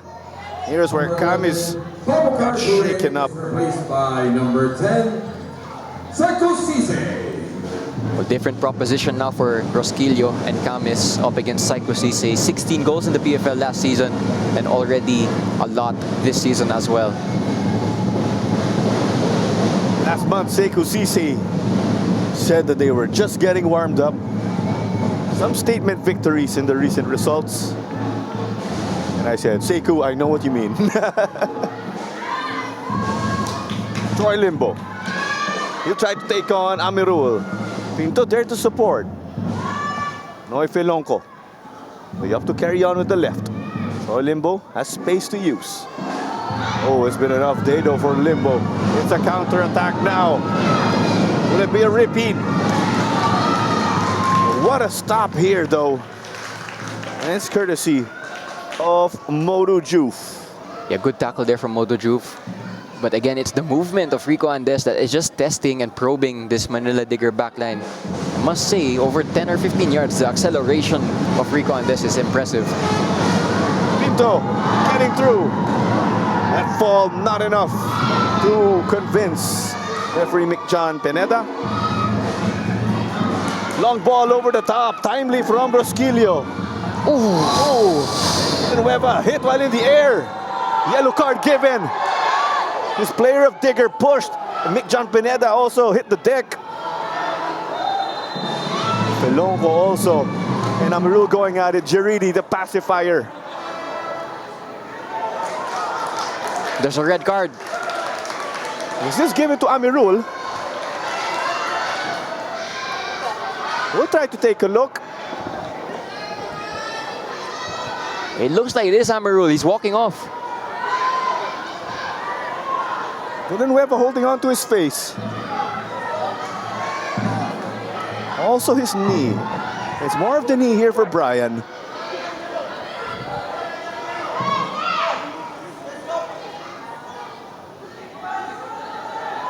There's no VAR or anything to reverse things. The only way for referees to reverse things is if they have a discussion. Not that we wanted this to happen, but you could feel the tension in this game. Fourth official referee John Mike Basinang also at the half line. Well, it looks like there's still going to be more cards dished out. Let's see what color those cards are. Try to get another look. But we did get that camera angle, of course, on the incident. Well, here was the foul, and this is an obvious foul from, I believe that's Usman Guy. I don't think there's any intention to play for the ball. There's the shove from Camis. Camis shoving Usman guy to referee Mick John Pineda. Sekou Cisse shoving Amirul. Well, there's way too much to look at here. Oh, there's a headbutt from Kaj Amirul at Noy Filonco. Both pointing at one another. Sorry about that, Diego. I think that's where the red card came from Amirul. There's more going on in the dugout, by the way, out of your screen. And after everything, there is still a player down for both teams in the field. A lot to dissect here. But the biggest takeaway was definitely that red card to Amirul, who's still on the field, by the way. So there's going to be a lot of dissecting here from Mick John Pineda. He is having a word with his fourth official, John Mike Basinang. The linesmen also are in communication, of course, with their referee for obvious reasons. Boss Schwasha of Manila Digger is animated.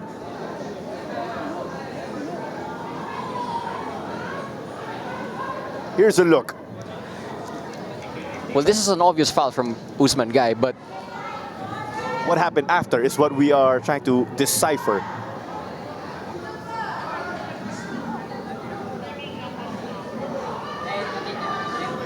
Daniel Gadya was also there to give an earful to Usman Guy.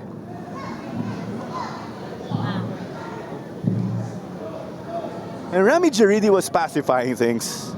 And Omar Eji just comes with aggression. And Amirul asking, why was he given a yellow? Or red, sorry. So at the moment, we've seen the yellow given to Usman Guy. And the red to Amirul. But the Gentle Giants are doing everything in their might to plead their case. well, we'll also imagine a lot of stoppage time is added on. Mick John Pineda just walking to the warm-up area of Manila Digger, so there's going to be more cards dished out, I imagine. But these players did not head to the pitch. It looks like William Fist is going to receive a yellow card too, perhaps for dissent. Perhaps there's something said, yes. By the way, Amirul is still on the field. He's yet to make his way out. We are aware that any cards, of course, can be overturned. Normally when there's mistaken identity. I don't think it's mistaken identity here. Oh, it's confirmed. The red to Amirul. And Kaj Amirul will have to step off because this could warrant more than a two-match ban. He will have to keep his cool.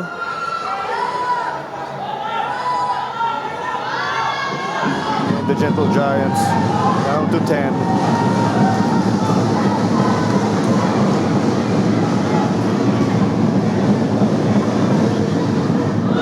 Well, I'll tell you what, this is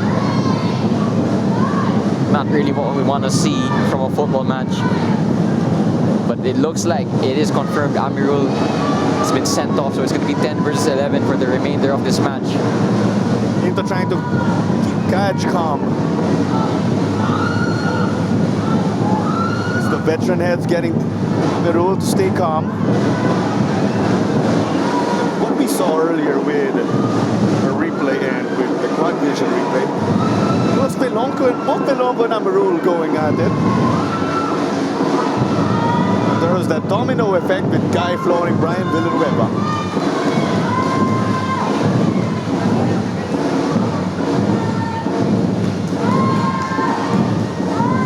Cebu team officials, Arish Tassi, Anna Wong also there, being asked to return to their technical area.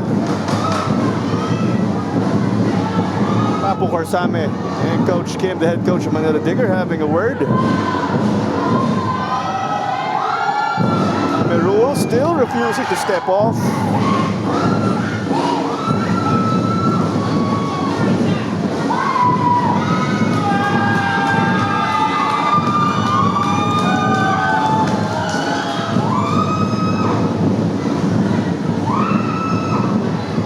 Coach Amirul only heading to the dugout now. Well, I'll tell you what, Cebu are going to be really frustrated with that because from 1-0 down, they made it 1-1. But all of a sudden, they're now down one player for the remainder of this game. And all of a sudden, the advantage is going to be with Manila Digger. They have 30 or 20 minutes, just over 20 minutes to take advantage of that. And it's not going to be easy to play with a man less for Cebu. We saw Cebu owner Mr. Tassi, of course. Definitely unhappy. Well, the referees are also still consulting with each other. So there is still going to be some decisions made, it looks like.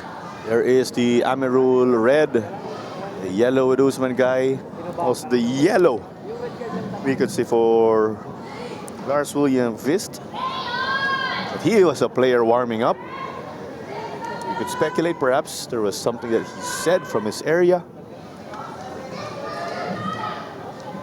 Well, we knew this was going to be a very heated game, especially because of the history between these two clubs. And it's boiled over here in the second half. At the rate that this is going, we could still expect some cards. And there's a list. Mick John Pineda is holding a list, so looks like more cards could be dished out. And I would imagine also that there's going to be a lot of stoppage time added on. This also hurts for Cebu because the momentum is actually going their way.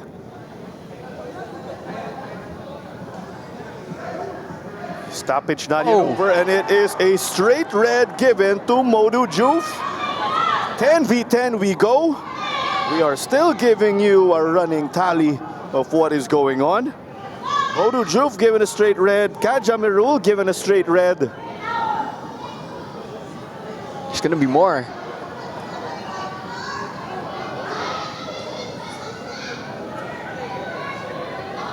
And then it's a yellow given to Kamis. Now Usman guy will have to be careful. Guy's on a yellow already. Juf also refusing to step off. John Pineda with his hands busy. And then it is a second yellow against Guy. Or was that? Normally when they show it, that's confirmed. But by my count, that's a yellow against Guy. Yes, that's right. He picked one up earlier.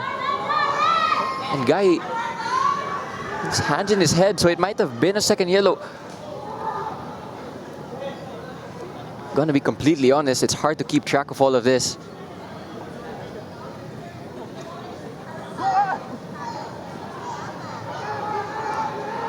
Well, I'll tell you what, the flow of this football match has stopped, so it's going to be quite hard for both of these teams to continue where they left off. If it is 10 versus 10, it's still completely open. If it's 9 versus 10. Oh, are we still going to see another yellow?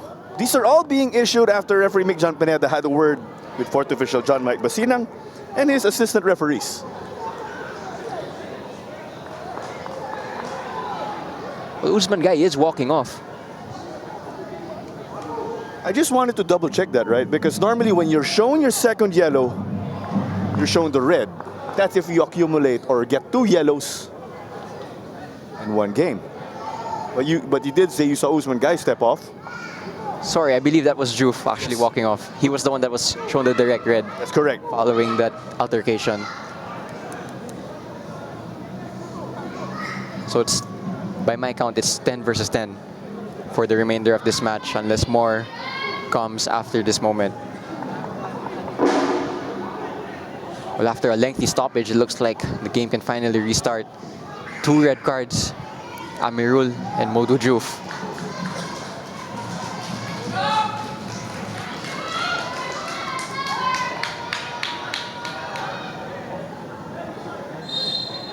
Ten v 10 we go.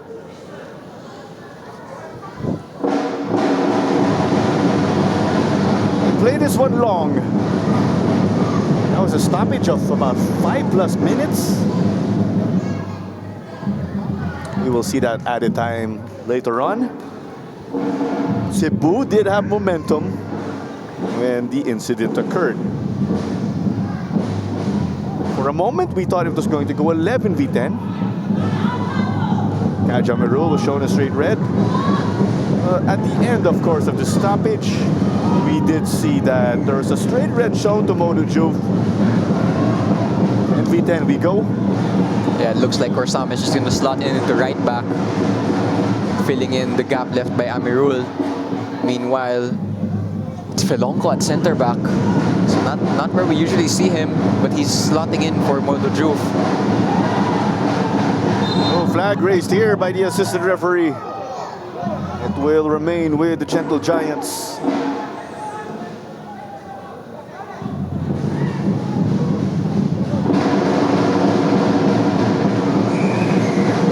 There you go, confirmation on our screens. One red each. And oftentimes when you see 10 v 10, that is back and forth football. Yeah, so much space now for both teams. By the way, set pieces might be an avenue for Cebu because Juve has gone off now. Pinto, quality ball. But read well here by Omar Ng, the keeper. There you go. And it's Gadia who will put in some extra work. Ziggy Taninko. A foul once more here. And it's Ziggy down, but he's okay, thankfully. Jaime Rosquillo with the tough task of shutting down Sekou Cisse, the reigning Golden Boot winner and the leader at the moment. Well, I'll tell you what, if you're Sekou, Goal scorers, yes. if you're Sekou Cisse, renowned goal scorer, you're going to be saying to yourself, there's going to be more space now. Again, Cebu got a red card to one of their defenders. So there's going to be an extra little bit of space now for anyone to exploit from both sides. You imagine a player of Cisse's quality has the ability to do just that. Set piece though to Manila Digger. Quite a stoppage in this game that we had. But it's still 1-1. Here comes the service. Sudo. Oh, quite a gutsy challenge from Watanabe. Kenji back to Watanabe. Off of Brian Villanueva.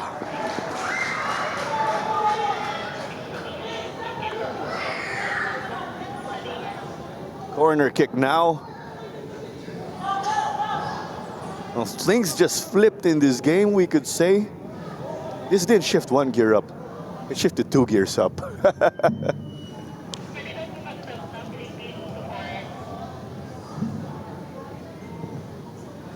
Here comes the corner kick. They wanted to play Cisse. Shot taken! No good!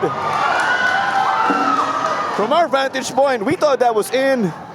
Perhaps another angle, of course, just to see how it went on. I thought that was past Jaridi already. Well, the header back into the mixer was from Cisse, and then it's Usman guy with the volley off the woodwork.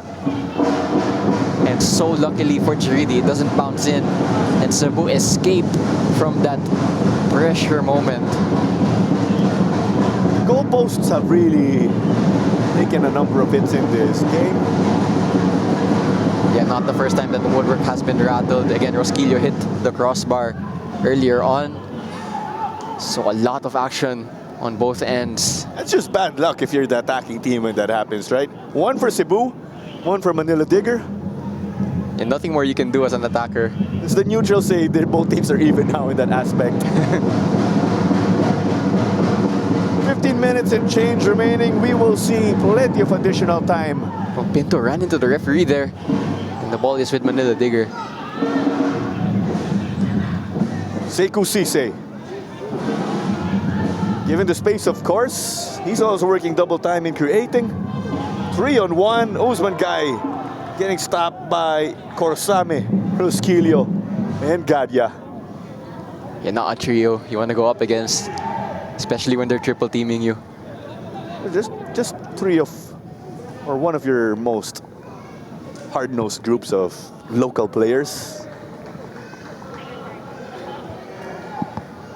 But that continues to embody, right, that Cebu FC character, the physical style of play, a tenacious effort also, you say. Hard to describe because The playing does the talking and the describing for them. Tell you what, it's also going to be a tough test now for Noy Filonco at left center back up against Rico Andes, who has been testing Modu Juf this second half before he got sent off.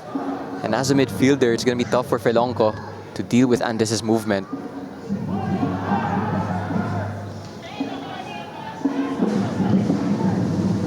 It was Kaj Amirul again who was sent off, a fullback. He gives a two-way effort on offense and defense. Modu Juf, though, the cornerstone of that Manila Digger defense. And because it was a direct red, I believe that means they missed 2 following games. That's what I also recall, yes. Off of Pinto, it's with Abusi.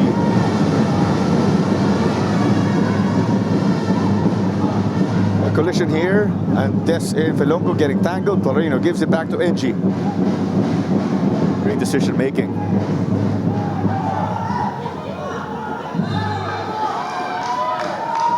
A whistle here, handball, I believe. Yeah, I believe Pinto just had his arms up and it flicked off. So it's a free kick to Manila Digger. Again, I was going to say just over 10 minutes now, but I imagine there's going to be a lot more stoppage time than usual because of the break that we had in the second half. My estimate was we had a stoppage of about 10 minutes. It's also the stop and go nature of this game.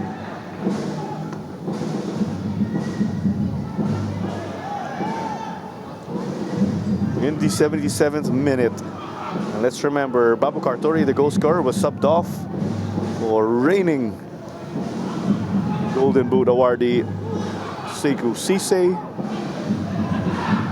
And it's Papu Korsame who got the score off the Rico Altes assist. And you could say that was a spectacular or a lively counter-attack. You could say that's ASEAN level counter-attack, as we know. Cadia couldn't get this, fell down on his own. Rosquillo sends it to safety.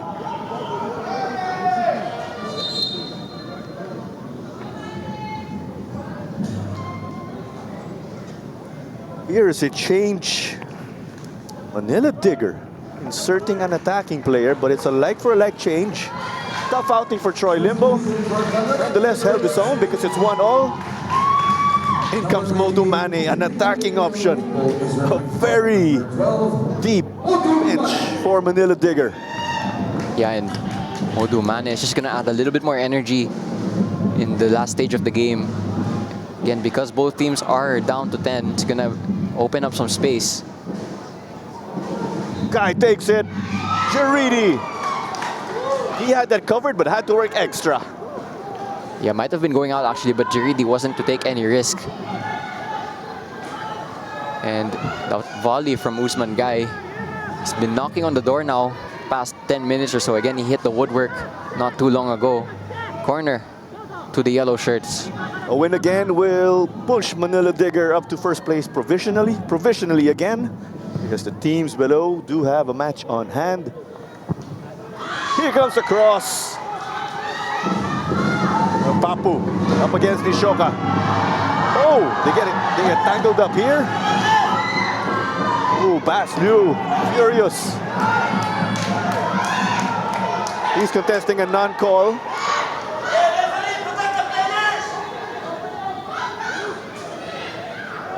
Throw in taken quickly by Kenji to Watanabe. That's the 1-2 punch on the wing normally. That already went out of play. Goal kick to Jaridi. I'll tell you what, here's the replay of that. Very physical stuff. And by the way, there's a player down for Cebu. And it looks like a substitution based on the hand signals of Rosquillo. A lot of physical duels in this matchup. No surprise that players are feeling the effects and feeling the fatigue. Again, just 10 minutes of regulation time plus whatever minutes are added on. It's anyone's game at the moment, in complete honesty. And at 10 versus 10, you do imagine that it's the type of scenario that you really don't usually prepare for as coaches. Of course, you prepare all your training sessions for 11 versus 11, maybe even do some preparations for when you go down to 10 men and play against 11.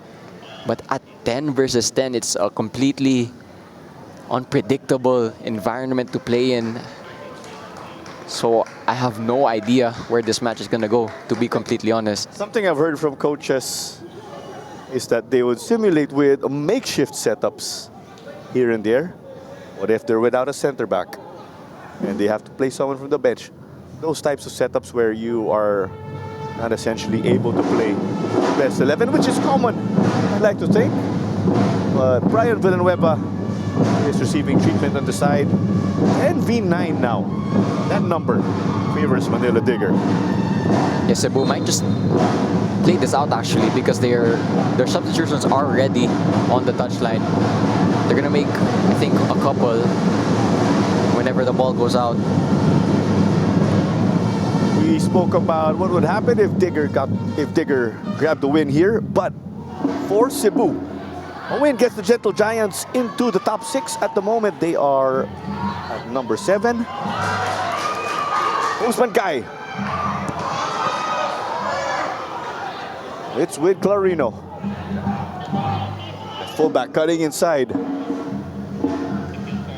You'll just see a player from both sides just exploiting the extra space, given that both are playing 10v10. Cebu down to 9 temporarily. Ezra Paulos is going to check in for Brian Villanueva. That is a winger or attacking player coming on for a defender. Watanabe will get in, or will he cross? Jaridi saw it was outside already. Well, this goal kick means that Cebu are going to survive this short spell of being down to 9 men. Yeah, this Paulos is going to come on. Do wonder where he'll play though, because he's coming on for a defender.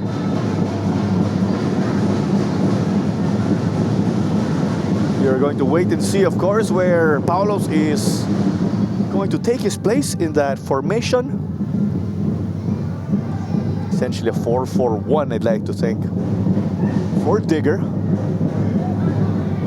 A 4-3-2 is what I see. Substitution for Cebu FC. Number 44, Brian Villanueva. Well, it looks like Daniel Gadia will shift over to left back for the remainder of this match. Even if he's a holding midfielder, it just seems like he can work with his pace and vision.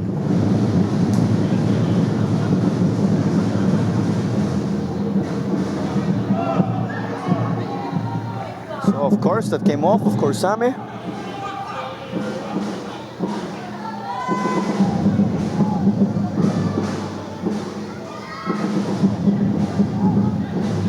I'll tell you what, this match, for the dying moments, could go anywhere, but the last few possessions have gone Manila Diggers' way, so they are dominating possession and territory. Nishoka. Dangerous. Cleared off. Nishoka. Mane. Denied by Abusi. Yeah, Abusi started this game as the striker, now having to play looking like a defensive midfielder role for Abusi. Such has been the unpredictability of this game. Again, Daniel Gadia now also at left back. Corsame now at the right back. They did not start the game at those positions, but they're going to have to finish it there. Corner to Manila Digger. This 10v10 setup somewhat favoring Manila Digger because you see attacking opportunities going their way, and as we mentioned, that it's a counter-attack that Sudo will bring up. Noy Filonco, the makeshift center back of Manila Digger, getting this. Papu versus Nishoka. Arms flying everywhere. Ziggy Tamico also providing support.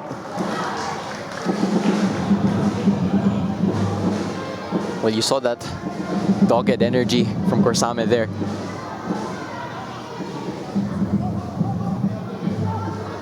Sekou Cisse trying to slither through. Modo Mane. Perhaps Guy waited quite long there. as this is out. The initial cross, I believe, was out for a goal kick from Watanabe. By the way, Watanabe also looks like he's going to be playing. Actually, I stand corrected. It's still Taninko at fullback, but nevertheless, a lot of makeshift positions now for players on both teams. It's a 4-4-1 for Coach TGR pictured, and I'm seeing 4-3-2 over for Coach Kim Versales and Bas Liu.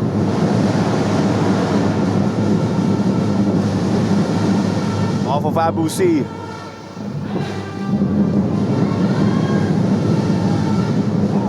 They'll knock it back.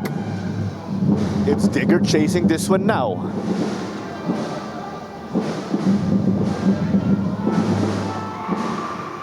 It's just sent though to the opposing keeper in Rami Jaridi. Well, if this does stay as a draw, I don't think either side will actually be happy. I think It's going to hurt them in the long run. exactly. I think the other rivals will be happy if it is a draw. That's the only instance. Or it's only the rivals who are happy when there's a draw. Header though. You can see that was on target. Lacking in power though and angle. Watanabe versus Gadia. Gadia pulling out all the tricks in the bag.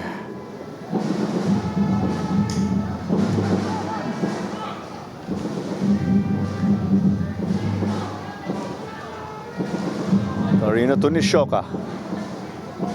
Lob this one. Oh, the pulling of the shorts, not the shirt there on Abu C. Heavy touch from Rico Andes. Sudo is calling for it. Plays this looping ball. Lovely connection to Paulos. Difficult touch though, or the unideal touch, allowed OJ Clarina to recover. We're gonna try to take this 1v1. Now there's the support from Nishoka. Back to Pinto. The fall off ball. Now it'll be Papu. It's persistence and energy when you talk about the offense of Cebu. Here comes Camis now, getting forward. A rocket of a shot though, came off a player of Manila Digger. And Papu early cross. You can see it was just handled. We'll let this one go out. I'll tell you what, I'm not too sure if he has a weak foot, Korsame, because that was a right-footed delivery. Nearly finding Andes. Some players, of course, just have that ambidextrous. Still in play, physicality and intensity up here. They'll be back to Jaridi. Playing with a bit of fire. OJ denying Paulos. Less than 60 seconds until we get additional time. We will wait, of course. We did give our estimates, you could say.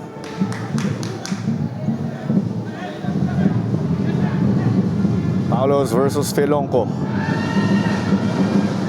Guy. Abu C couldn't poke that one. Still going through. Got past 3 people by my count. Oof. Guy beating Sudo. Shot but off. Digger getting shots, but definitely not on target. Yeah, by the way, Usman Guy, after running across the Cebu half, has gone down. I don't think it's actually an injury. Might just be Exhaustion. Yeah, it might just be gassed at the moment. As we see confirmation from the 4th official, there are going to be an additional minutes of 9. There will be minimum of 9 minutes of additional time.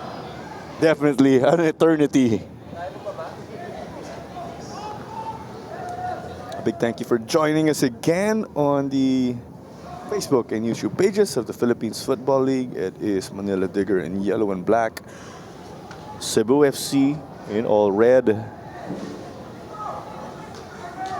And let's recall again, Babukar Ture drew first blood. Afterwards, a man pictured Papu Korsame scored off that Rico Antes assist.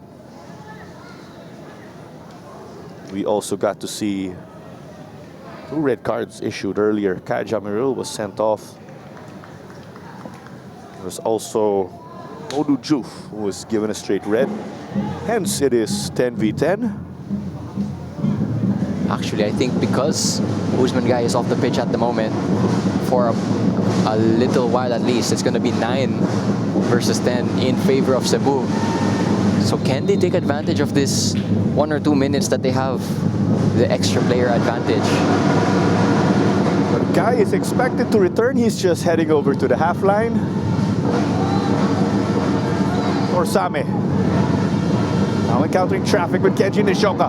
Nishoka was unable to stop him. Papo versus Clarino. Putting his dribbling to the test. Paulos!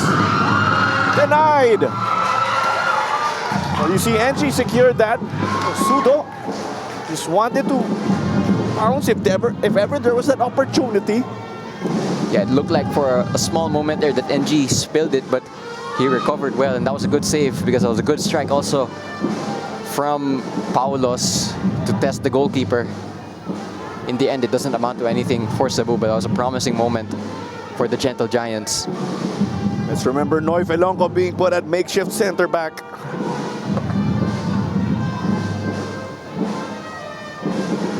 It's like having a playmaking center back with Noy filling in there.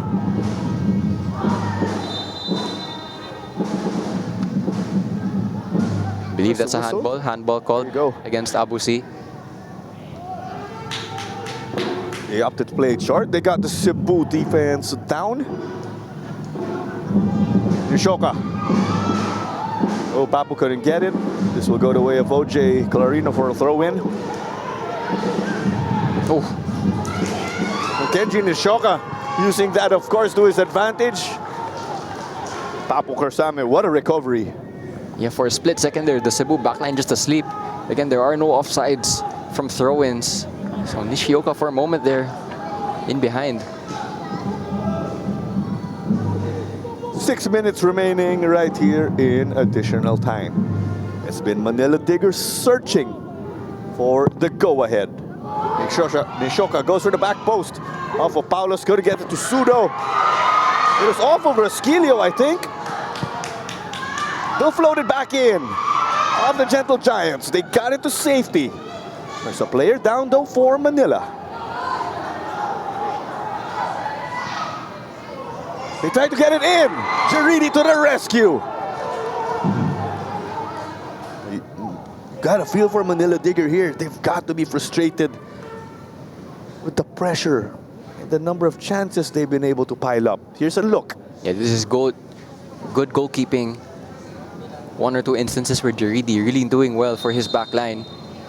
Brave goalkeeping, it must be said. He's actually gone down injured after that passage. A lot of chaos in the penalty area. Here was the punch from Jaridi, who wins the foul at the same time. Oh, the awkward fall. And Jaridi, not one of those players you want to get injured if you're Cebu. Veteran goalkeeper from Tunisia. Also, let's recall, but it seems like Jaridi will be okay. In the loss of Cebu to Wantagig, they had to sub up Jaridi. It was the shoulder that was bothering him. That's right. But now, I believe it was the torso that took quite a hit. He was getting sprayed on the right abdomen.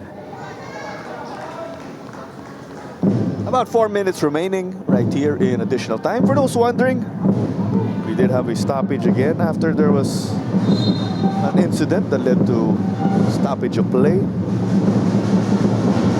players again, or 1 player each, sent off from our respective teams.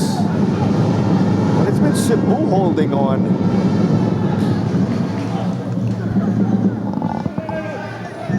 Paulos to take this throw in. Abusi, left Usman Guy. Paulos, is he gonna cut back? Took the shot, denied. Abusi, miss-hit that one. Watanabe sending it to the side. Nishoka will collect. Quite a ball here, setting up the counter. And Rosquillo and Daniel Gadia sends it out. Sudo getting clipped in the process.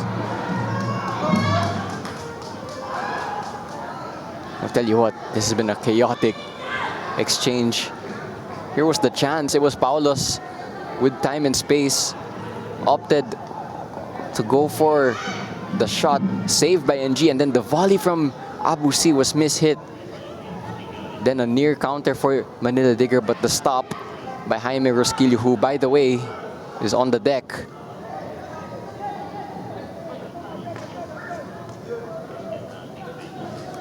Time continues to tick. We mentioned again, the draw will hurt both teams when you look at the standings. Yeah, But at the rate that it's going, it's Cebu holding on. Digger bombarding Rami Jaridi. but a chance now for Cebu to go the other way. Let's see if they can manufacture any goal-scoring opening the dying moments of the match. It's about making it count, as we say, whether it's one opportunity or a handful. Pinto, NG secured it. Quick volley for the counter. Papu read that one. Still kept inside. Paulos again, the fresh legs. Here comes Sudo, flag stays down. Rico could not connect. Well, Manila Digger were asking for an offside call that never came. And there was a chance for Sudo. The cross was good, but it didn't find its target. And eventually it's back with Manila Digger. Play to the whistle, as we say.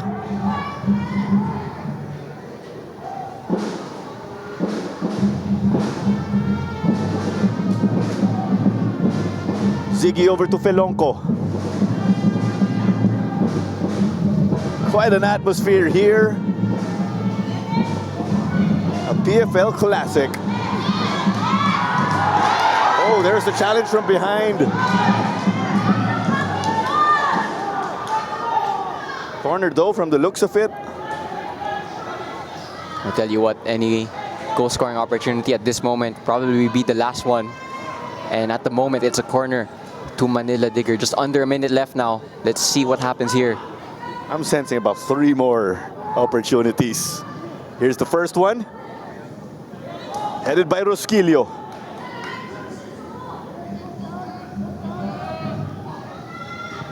Watanabe.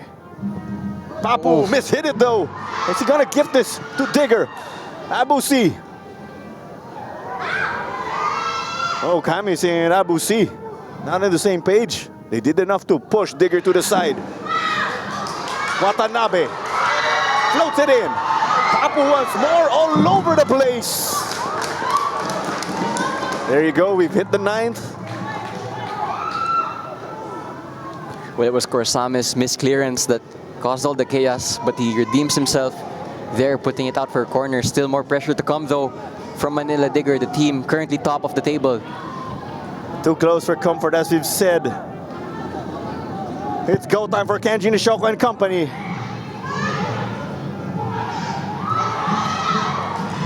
Paulos tried to get this going his way. Oh, there's space here. They got to thread the needle. Rosquillo with the clearance. What a performance he's actually put up. Papu couldn't get it. He has to recover. Space again here. Tanico cleared off. There's a collision though. Well, I'll tell you what, that's a colossal clearance from Rosquillo, and he hurt himself in the process. But what, as you mentioned just a few moments ago, Rosquillo has had an immense performance there at center back for Cebu, and he's actually down still from that challenge. Cebu again looking to hold on. Digger perhaps frustrated. They've been on the attack ever since we resumed play from that stoppage earlier.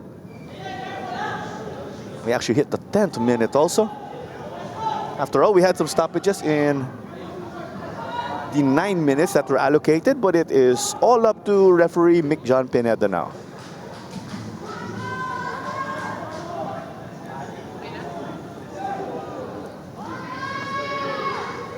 What a game we've had here. Yeah, it's had everything. This clash between two top teams. Might there be one more plot twist? Oh, Oh, that's gotta hurt.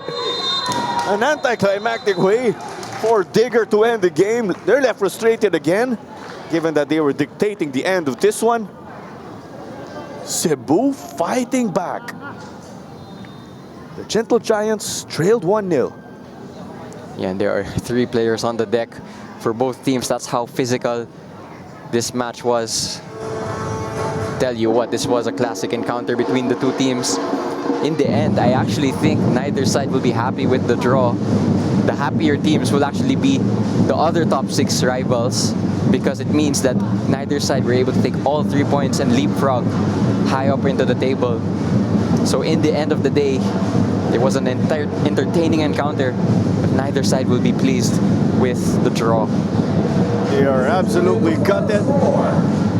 They gave it their all here and put up a show and quality football for the fans. Digger had the chance again to take it to the top of the table. Cebu out to the top 6 thanks to tiebreakers. It hurts both sides again, as we've said. But our scoreline again, 1-1. Mabucar Ture did open the scoring. And Papu Same scored again of that memorable counter-attack. Rico Andes. There you go. 1-1 here. We'll sign off as we will take it to the pitch for our post-match interview. But we will sign off from this one. This is Clara Manzano alongside Diego Cordero. And we'll see you in the next game. But first, I got ahead of myself. Highlights to keep us company. Well, here was the goal from Corsame. Great work from Andes, and the finish from Corsame is precise, not necessarily powerful, but it beats NG. First time finish with the left foot into the back of the net, and that made it 1-1. Chances fell to both ends. This was the shot from Guy that rattled the post. That was the biggest chance, I must say, in the second half. But Cebu had their own chances too in that second half. In the end, neither side were able to be more clinical than the other. Here was one of those big chances, good save from NG. And that is why it remained 1-1. Jaridi also really busy second half from the Tunisian veteran. Chances here and there again. Omar NG was also stable. But as we've mentioned, we are going to sign off here. But we are going to take it to the pitch for our post-match interview.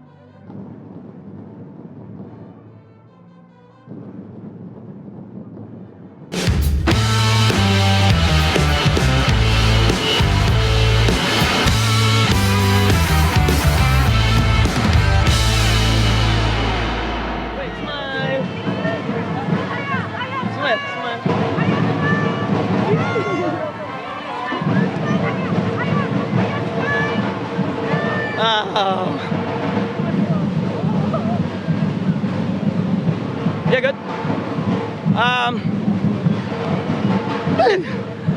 Yeah, actually, sobrang pagod ng game, sobrang tough game talaga as in. So, yung tumatakbo ng Soto ko in the game to win and for the fans ba. But we felt short na draw lang, pero it is a point pa rin. Yun lang. Thank you. Again. Shout out lang sa family ko, Corsame family, sa mga fans ng Cebu FC, maraming salamat. Smile lang, smile. Smile. Thank you.